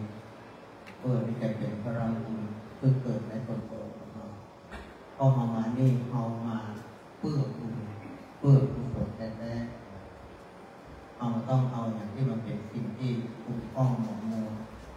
ความพอใจต่างๆปัดก็มันทิ้งมันฟังไปก็ต้องเอามาใส่จิตใส่ใจและคอยที่จะเก็บเอาดอกไม้ที่หอมขึ้นใจต้องสู่ จิตใจนั่นก็คือดอกที่เป็นบุญเป็นกุศลที่มีกลิ่นหอมกลิ่นของสีกลิ่นของเตาที่อยู่ในจิตในใจของเราหุ้มเบ่งบานขึ้นไปไหนอันนี้คือเป็นสิ่งที่เราตั้งตั้งหลักจุดเป้าหมายที่เรามาพูดกันนี้มองคอยมองวัดจิตวัดใจว่าการนี้เวลานี้ที่เราเข้ากลุ่มกัลยาณมิตรที่ต้นสีขาวของเราเอาไปถึงไหนแล้วได้ยินได้ความวิบากจังได้ยินได้ฟังเพื่อนสนิทมิตรสหายกัลยาณมิตรได้พูดได้คุยกันเนี่ยเอามีความรู้สึกอย่างไรแล้วเราจะแก้ความรู้สึกของเราจากที่มันเป็นลบมันเป็นบวกที่เป็นบวกอยู่แล้วมันบวกวิกฤตขึ้นไปอันนี้คือการปัดเป่าจิตใจของเราตั้งสิ่งที่มันกระทบในอารมณ์ของเราต่างๆนานาเนี่ยมันได้ทางใจตั้งแต่ทุกอย่างพอดีได้กล้องมาได้กล้องพอดีได้เต็มพอดีบางคนยิ้มแย้มแจ่มใสอย่างที่มากระทบนั้นอัพได้ทุกเรื่องทำใจได้ทุกเรื่องบางคนได้กล้องบางคนมาได้อย่างยึดใจทุกอย่างอันนี้ก็คือของต่างทั้งหลายได้มาบอกว่าของต่างทั้งหลายนั้นน้อมนั้นแสดงแต่ถ้าว่าของยึดใจได้น้อมแสดงเอาอยู่ของกุศลก็เพียงพยายามสร้างบุคลิกอย่างมีความสุขกิจกรรมการงานต่างๆมันบ่งบอกถึงความรู้สึกนึกคิดของทุกคนความรู้สึกนึกคิดวันนี้แหละจะทำให้ตั้งหลักเกิดสติเกิดปัญญาสติระลึกได้ปัญญาความรู้ก็ทุกสิ่งทุกอย่างรู้จักเหตุรู้จักผลซึ่งสิ่งเหล่านี้เป็นการพัฒนาศักยภาพของความเป็นเลิศเป็นคนออกจากสิ่งที่เป็นสิ่งแน่ไปด้วยความโลภความโกรธความหลงความดีที่มันเอาเบาบางผู้เราเบาบางเพื่อเป็นกัลยาณคนเป็นกัลยาณมิตรต่อกันมีกัลยาณธรรมรู้จักและตั้งสมเป็นสิ่งที่ดีๆเพื่อไต่เต้าเอาเข้าไปสู่ความเป็นมรรคเป็นผลที่ต่อไปและต่อไปดังนั้นก็ดีถ้าหากว่าเราได้กระทำความเป็นอันนี้มีโอกาสที่ดีที่เราได้กระทำความเป็นอันนี้ขออนุโมทนากับพ่อพี่แม่พี่ป้าน้าอาพี่น้องของผมองค์วานทั้งหลายกัลยาณมิตรกัลยาณชนทุกท่านเพื่อได้ตั้งจิตตั้งใจประกอบบุญกุศลเมื่อถึงต่อไปทางหน้าขอให้ทุกคนทุกท่านเก็บเกี่ยวเอาสิ่งที่ดีๆเข้าสู่ในจิตในใจของเราและรักษาสิ่งดีๆเหล่านั้นไว้อยู่ในจิตในใจของเราแล้วมันจะทำต่อไปทางหน้าเพื่อดีกว่านี้เพื่อดีกว่าที่เป็นอยู่ยิ่งขึ้นไปขออนุโมทนาสาธุเอามาเพิ่มเลยเบอร์3มาแล้วมาครับเบอร์35เรียบร้อยแล้วแล้วก็38เรียบร้อยเบอร์35ในบรมขอให้ผู้เลิกเนาะเราเปิดพลังลงแล้วก็ได้ถึงบอกกับเจ้าว่าไปถึงชุดละ10การเวลามีอุบัติเหตุได้ช่วยมันพวกกันเหมือนกันเวลาเอาปิ๊กจะไปคนเดียวมันแบบแน่ปุ๊กก็เก่งมันก็เก่งคนเก่งเนี่ยปิ๊กบ้านเก่าเลยใครก็เก่งจากคนรักต้องช่วยนั่นถึงบอกว่าไปด้วยกันปีแล้วไม่มียางหัวกันเดียวก็เริ่มยางอะไรมาตกปฏิหารเกิดกันนั้นเลยเขาก็เป็นต้องจองเลยตั้งนานเราต้องช่วยนั่นตัวหนึ่งจะมาถึงบอกว่าเขามาด้วยกันถึง300ขอโทษนะคนเท่า9คนเลยผู้เจ้าเป็นของมันนะนั่นหรอเข้ามาในนามผู้เจ้าทุกคนเพราะนั้นเนี่ยแม่เราต้องระวังของเราที่สุดจะเตี้ยวจะเลิกจะเงินนี่คนรบมันจะไม่ฟังก็ไม่มันต้องถึงการเที่ยวกันเนี่ยถ้าไปเต้าอีกคนเราอ่อนซ้ำเนี่ยไปลูกว่าอย่างน้อยกับลูกกินขาวนะมันก็ได้ดีสักการเราต้องช่วยกันเลิกเนาะต่อไป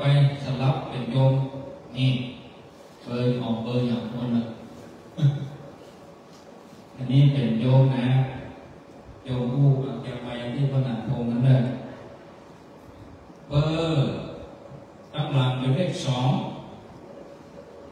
ตัดโยงว่ารวมกันเป็น5ตั้งหน้าเป็น3 2เป็น5ก็คือเลข32นะตรงตัวแทนบางคนนะแม่ไม่ได้แม่น่ะเด็กอ่ะยกมือเบอร์35 32นี่จ้ะ32กัน32ครับผมยกเลยครับเป็นผมเอาไว้เลยท่านครับผมต้องมากันแน่เรามาแต่สอนกันอุ๊บเบอร์35ครับ32 32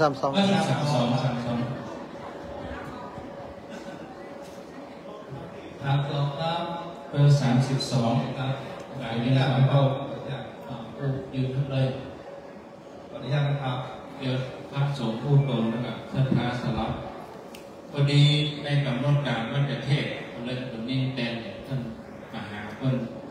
อังกฤษปริวัติเจนแม่ยืนขึ้นเลยยืนขึ้นยกมือทั้งหมดอย่างน้อยครับพระเจ้าเจ้าจือนางจีรพรสุริยชัยยามาจากวัดตุลุงดอยมอนจอมพอนะเจ้าตุลุงดอยจอมพออำเภอจังหวัดหยางอำเภอแม่ปอเป้าจังหวัดเชียงรายเจ้ามาครั้งที่อย่างแล้วนี่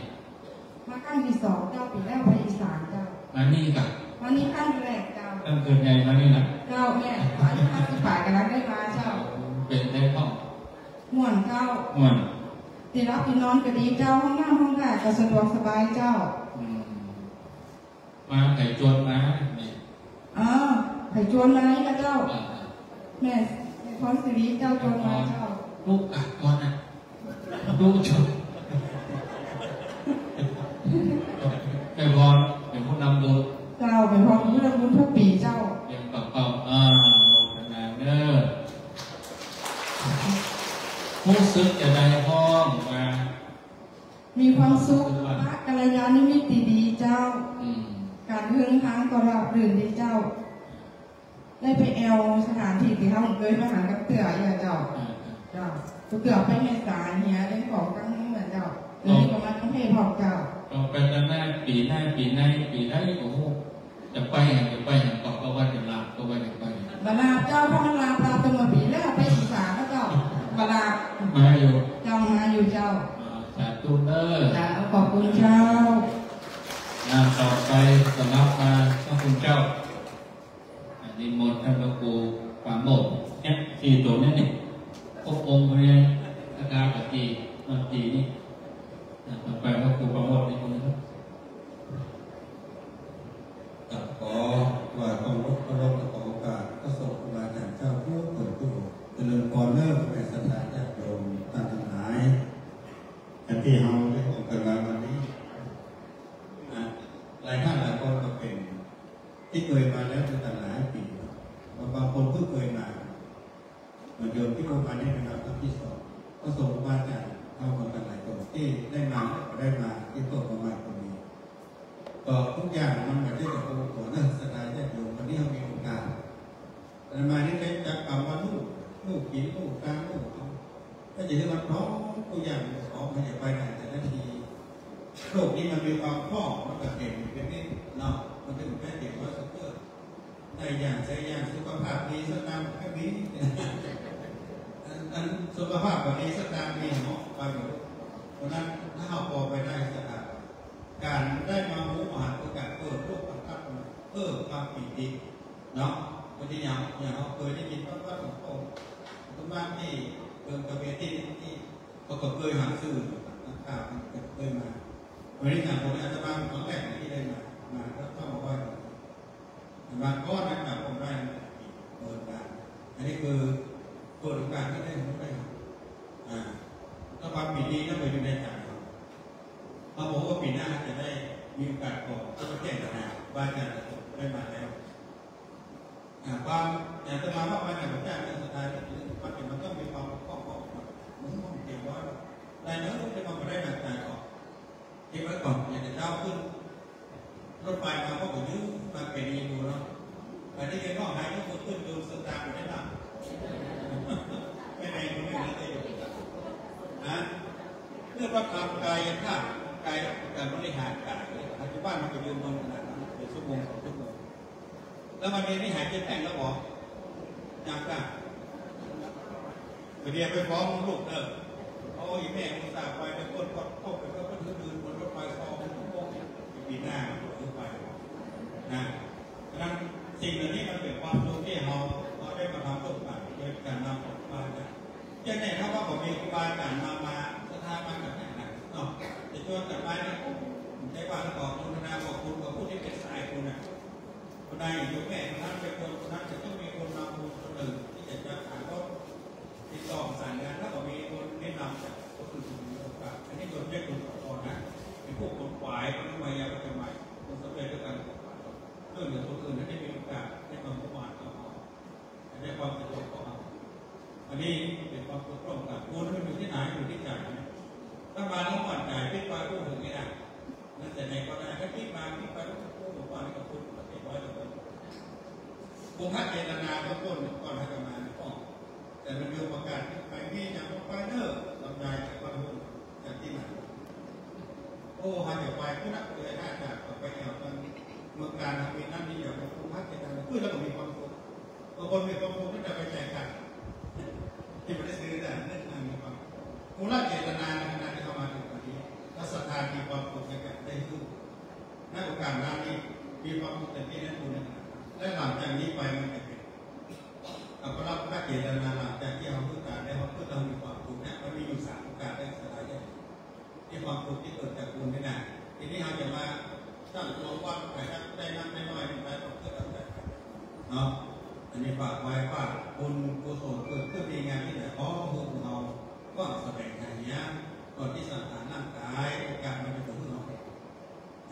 ความพร้อมแต่แท้มาถึงตรงนี้ลูกเนาะอาหารบ้านนี้เป็นสิ่งที่ยังเป็นลูกครับแต่วันนี้ตอนหน้าจะไม่ได้กินเนาะโภชนาสาธุการถึงพ่อแม่ทุกคนสุดท้ายได้โยมที่มาใหม่ตัวนี้มาเก่าตัวนี้ขอเพื่อความปิติอันนี้ห้ามแต่จากเราตลอดไปถึงปีหน้าได้มาเอาโมทนาสาธุอยู่เย็นเป็นทุกข์ของทุกคนสาธุต่อไปถึงสถานทางช่วยก่อน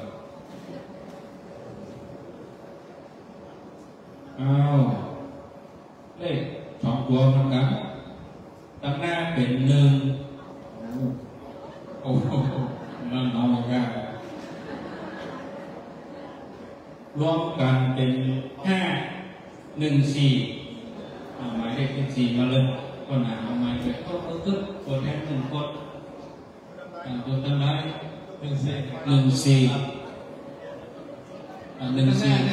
อ้เอายืนเอาเลยแนะนำชื่อตัวเองบ้านไหน14เอาผู้นำบุญก็ได้ครับผู้นำกับตัวแทนมา1 คนต้องมือไปด้วยครับเจ้า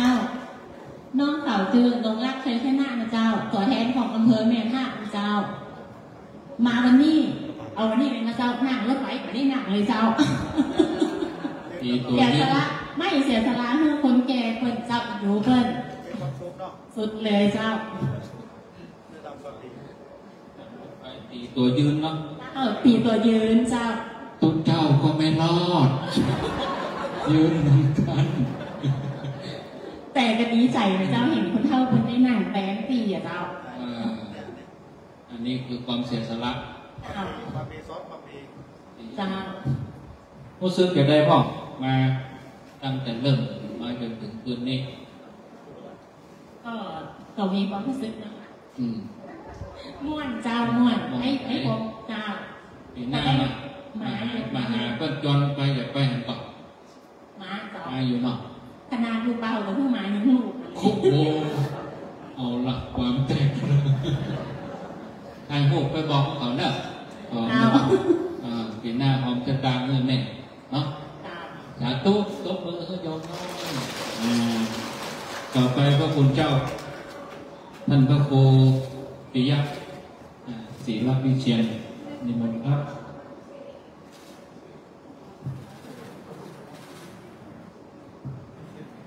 ขอ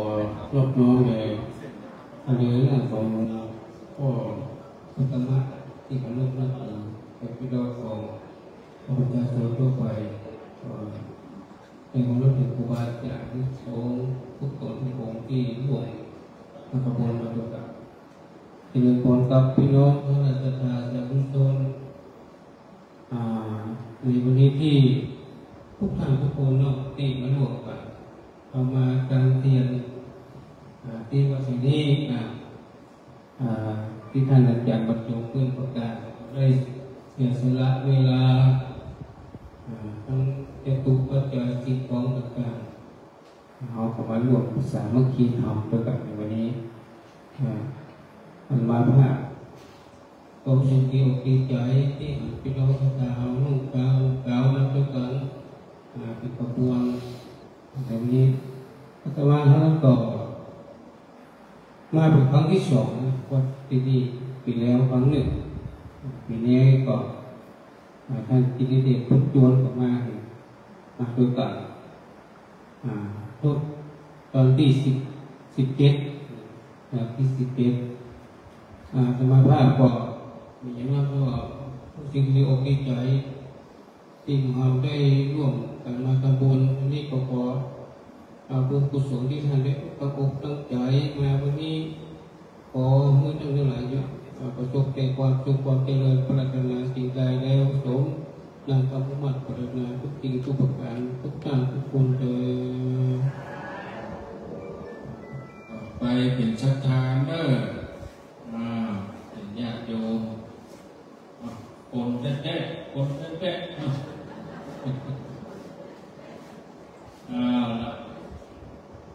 เลขที่ออกเลข2 ตัวว่าตั้งหน้าเป็น5ตั้งหลังไม่ใช่ปีนตั้งหลังเป็น5ตั้งหน้าเป็น15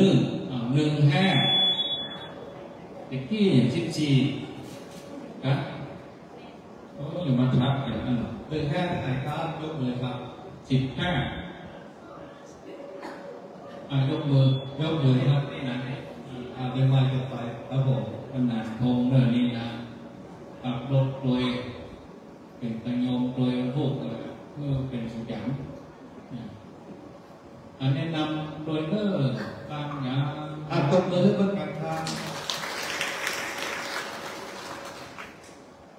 สวัสดีอารมณ์ดีชื่อโสธิดากัลยาค่ะมาจากบ้านโทหัวช้างค่ะต้มหัวจ้างเขาอยู่ตำบลลำปางค่ะตำบลพระบาทค่ะเรียกว่าต้มหัวจ้างกับคุณไม่ใช่ค่ะไม่ใช่หรือค่ะต้มไหนมาใช่ชื่อไหนมามันเป็นอย่างนั้นเนาะยมมาครั้งแรกเหรอถ้ามาเมืองการมาครั้งแรกค่ะทำไมกู้ไทยเมืองก็ได้เจ้านะได้ทุกภาษาค่ะมากับใครไอ้จนนะทานพระมหาสมชาติค่ะชาติจนมาค่ะมาด้วยกันอะไรทุกคนรถยนต์ท่านรถมี10 คนค่ะเป็นรถนะเรามาครบไหมเนี่ยครบค่ะ10 คนมาอยู่ในนี้ไหมในนี้หมดเลยค่ะรู้สึกจะได้ก็ดีใจสนุกแล้วก็มี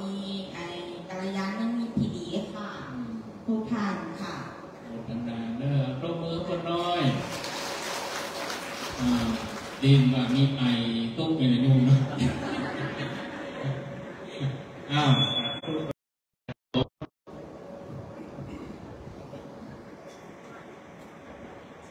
ขอนอบน้อมแด่พระรัตนตรัยและก็ไว้แต่กราบในเมตตาสรีระสังขารและดวงวิญญาณของหลวงปู่พุทธมรรคโดยนะครับแสดงความนับถือครูบาอาจารย์ทุกคนผู้บอกด้วยความเคารพนะครับและก็ขอความเจริญในธรรมเจริญพรกับศรัทธาญาติโยมทุกท่านทุกคนกัลยาณมิตรที่มาร่วมแสวงบุญกันในวันนี้ญาติโยมนั่นแหละตุ้งออกมาแล้วมาเพื่อเดียวท่านได้เป็นตุ้งท่านได้มาในเพื่อ คนบุญก็เหลือกนะทุลุงในท่านได้นั่งรถเนี่ยเกิดเป็นว่าได้เปิดหูเปิดตาจะยกต้นไม้ต้นต่อตะกี้ขี่รถไปถึงนั้นก็จะได้ยืนเป็นบางครั้งก็ไม่พอเอามาต่อในวิถีชีวิตชาวบ้านแล้วก็ปลูกกระถั่วกาปลูกข้าวปลูกนาปลูกปลาสับปะรดปลูกอ้อยเห็นว่าต้นก็แห้งแล้งเหมือนกันนะฉันเอาอยู่ปุ๊บเนี่ยบางที่เราเห็นมันเป็นเอโนต้นไม้เหี่ยวกันผู้ยางคาแต่นี้เขาบอกได้หาวิถีชีวิตในโยมนะแล้วอย่างเรื่องเขาได้มาแสวงบุญได้มาทำบุญด้วยกันเนี่ยไม่ได้มาปั้มหากันได้ทำบุญร่วมชาติทั้งฝ่ายทุกฝ่ายอย่างนั้นแต่ก็คือว่าถ้ามีผู้นำบุญที่เขาบอกได้มาเราจะมาการครอบครัวเขาที่มาก่อกันลูก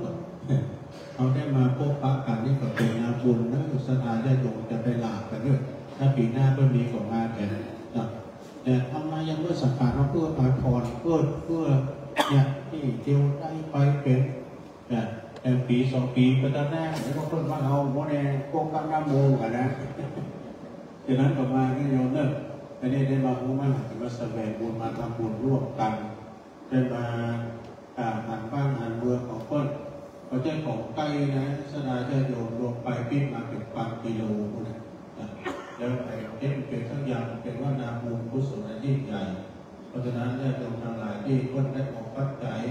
ตุลุกุศลงานครูบาอาจารย์ได้อ่านได้จุ่มได้น้ำรถกันนั้นนี้ก็จะขอโอกาสที่ว่าจะให้ฝากตัวโอยใจทุกหน้าทุกคนนั่น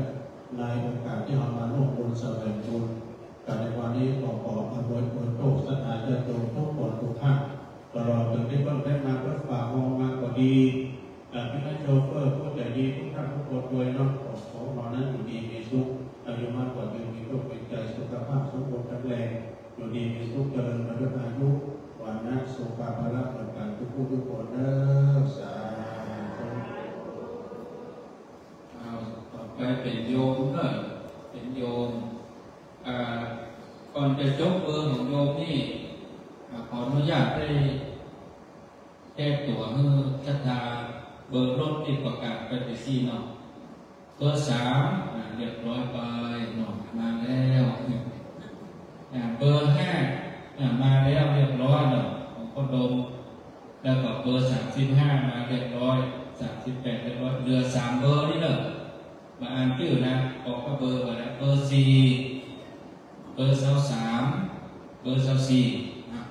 แต่3เบอร์นี่ครับให้รับตัวกุดๆแล้วก็เพื่อจะรอก่อนที่ได้ไม่เสียทุกคน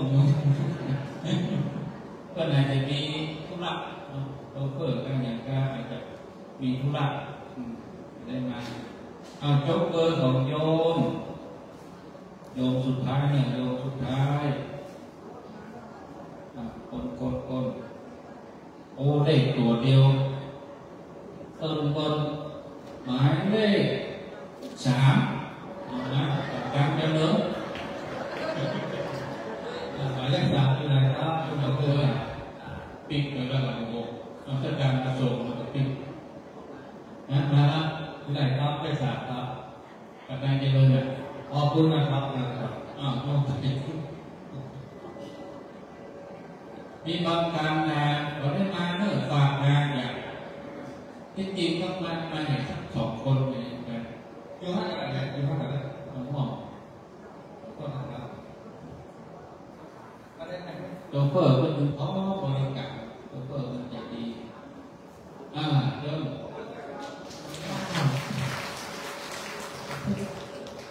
ทุกคนทุกตนเจ้าชื่อไม่โดยปัญญาเจ้าอยู่บ้านห้วยทางอาการเจริญเจ้าก็เป็นตัวแทนของการที่3เจ้าที่มาวันนี้เพิ่มองค์ภูมิใจที่ได้มาร่วมงานได้ยังก็มีได้หาเพื่อนต้องปูนมาทุกปีเจ้าปีที่แล้วปฏิสารปีนี้มาผ่านการผู้ซื้อตื่นการเจ้าปีแล้วเสี่ยงเท่าไหร่โอ้เสี่ยงนี่เขาบอกว่าเจ้าการลดปีแล้วเท่าไหร่การลดปีแล้วเสี่ยงปฏิเจ้าปีนี้เนาะ ปีนี้2,000ก็เช่นเอาหวยเท่าไหร่ ยังไม่ได้เอาไปเจ้า เดี๋ยวมาซื้อสูตรต่างเนี่ย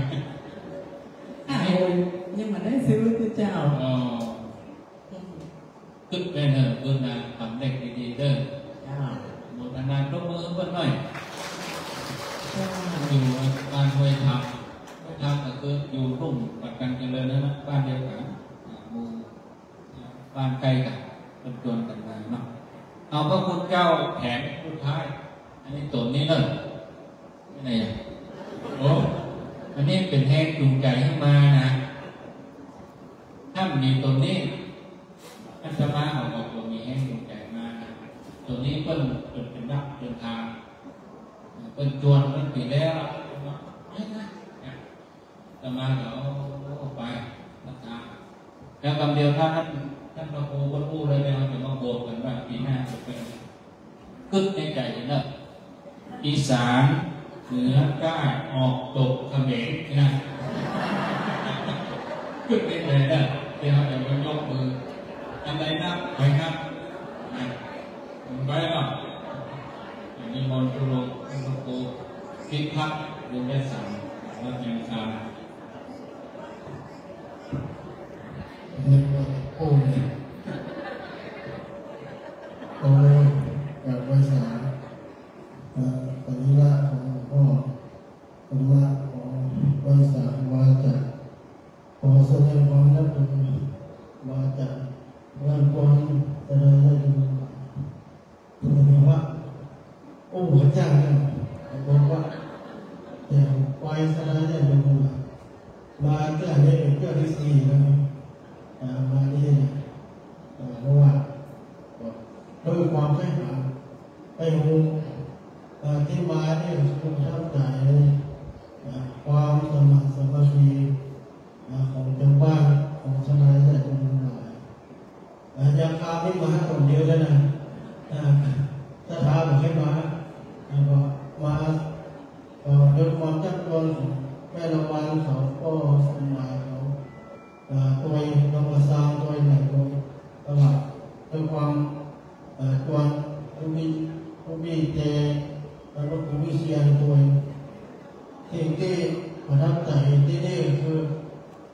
ความเป็นสมาธิของเจ้ามอนี่เป็นที่เป็นหน้าของผู้คนเพราะว่าถ้าเป็นงานวันเกิดของหลวงปู่ธรรมะนี้5 วัน 5 คืนนี้ก็อย่างมาพวกกันประมาณเดือนมีนาก็อย่างมาพวกสมาธิเลยมาเนี่ยก็จะมีการเลี้ยงกันอย่างทุกงานหมดเลย5 วันมีตึงติ๊กเกมีตึงมวยมีการเล่นนักเล่นสปาเลือกตีมวยทัศตังหมดแล้วนะแนวไหนนะเลี้ยงวงการหมดอันนี้เป็นหน้าผู้ที่เป็นหน้าผู้กระยงที่ไปพักที่ไปบ้านพักขนาดว่ามาว่ามาเรื่องมาพักบ้านอยู่นะอันนี้มาเมื่อเอามาได้ไปเมื่อไปได้เพราะฉะนั้นก็ขอบคุณในโมทนากับสถานญาติโยมทั้งหลายที่ได้มาได้อยู่ดีมีสุขมีอายุมั่นยืนยาวเหมือนกันทุกคนทุกท่านเลยก็นัดหมายวันพุธเนาะใครจะต้องตี2ก็จะมาออกไปนอนนัดปีที่ไปทำงานไปกระดีเพราะว่าทำวัด6 โมงพร้อมกันตี 4มานั่งก็เป็นไงกันจะเจอว่าก็คือเวลาไปถึงปุ๊บแล้วก็ไปพาไปยังก็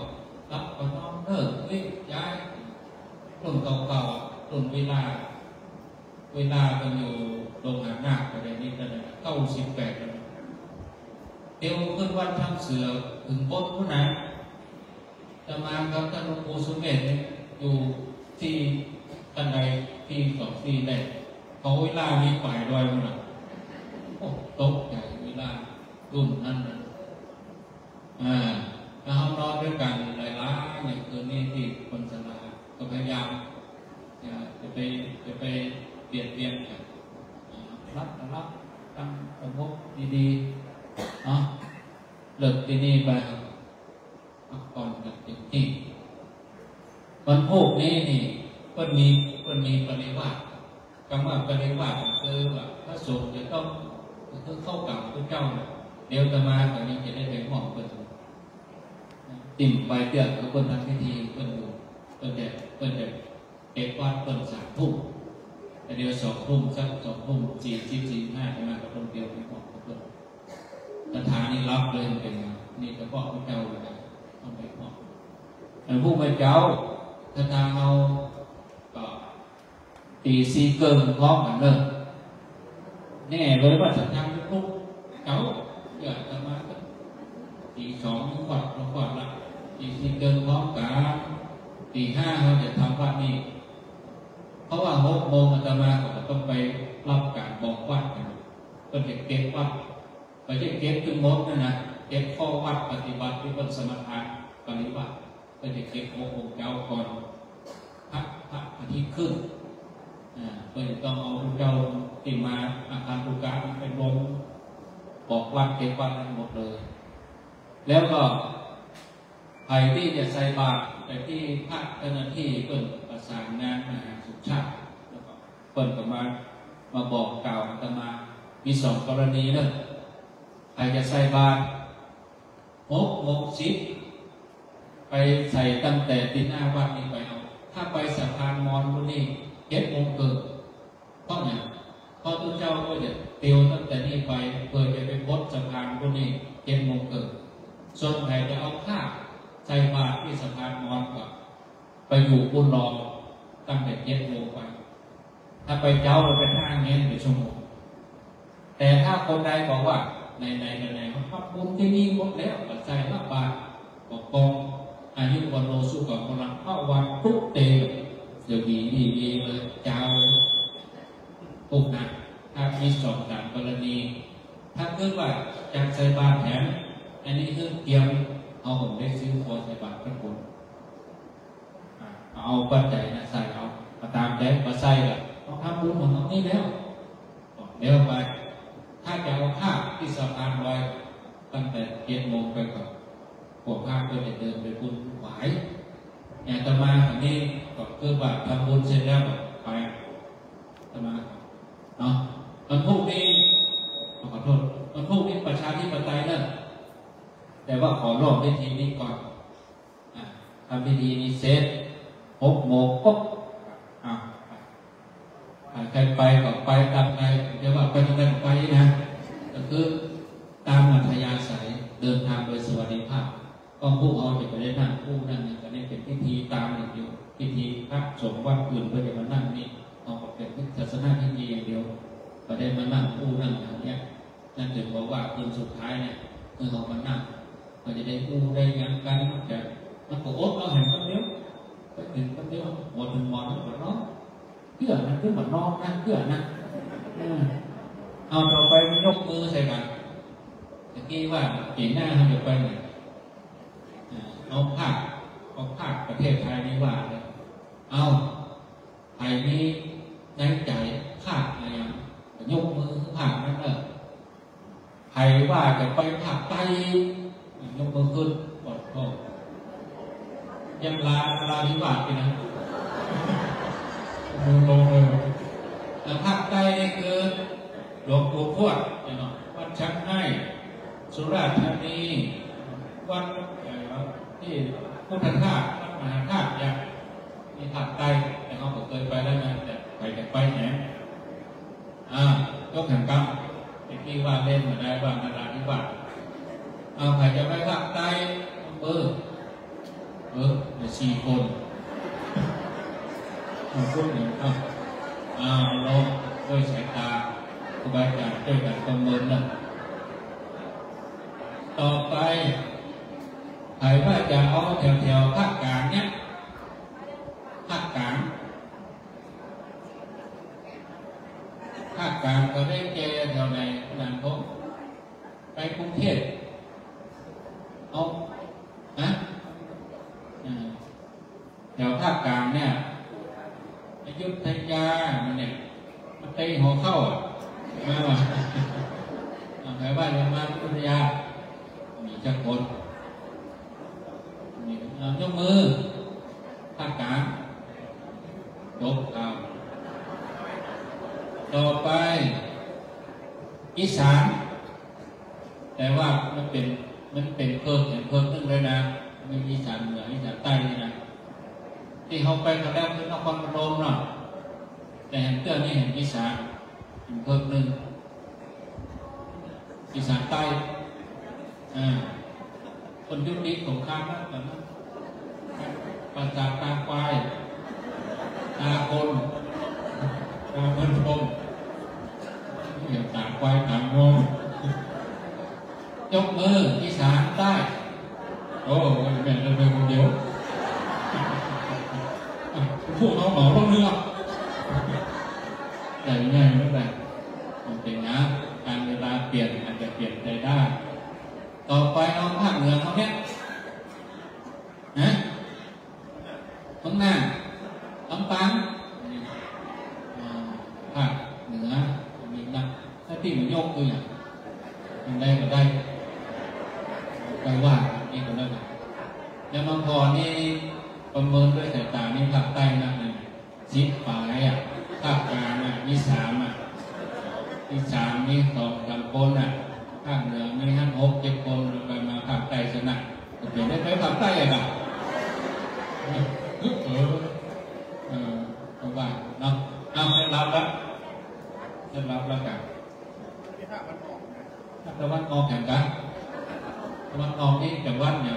เป็นตัวอย่างมันก็โกงปราโมทว่าที่ตะวันออกแข่งน้ำว่ะจะไปก่อนจากบุรีระยองอย่างตราดนะไปว่ากันเนาะ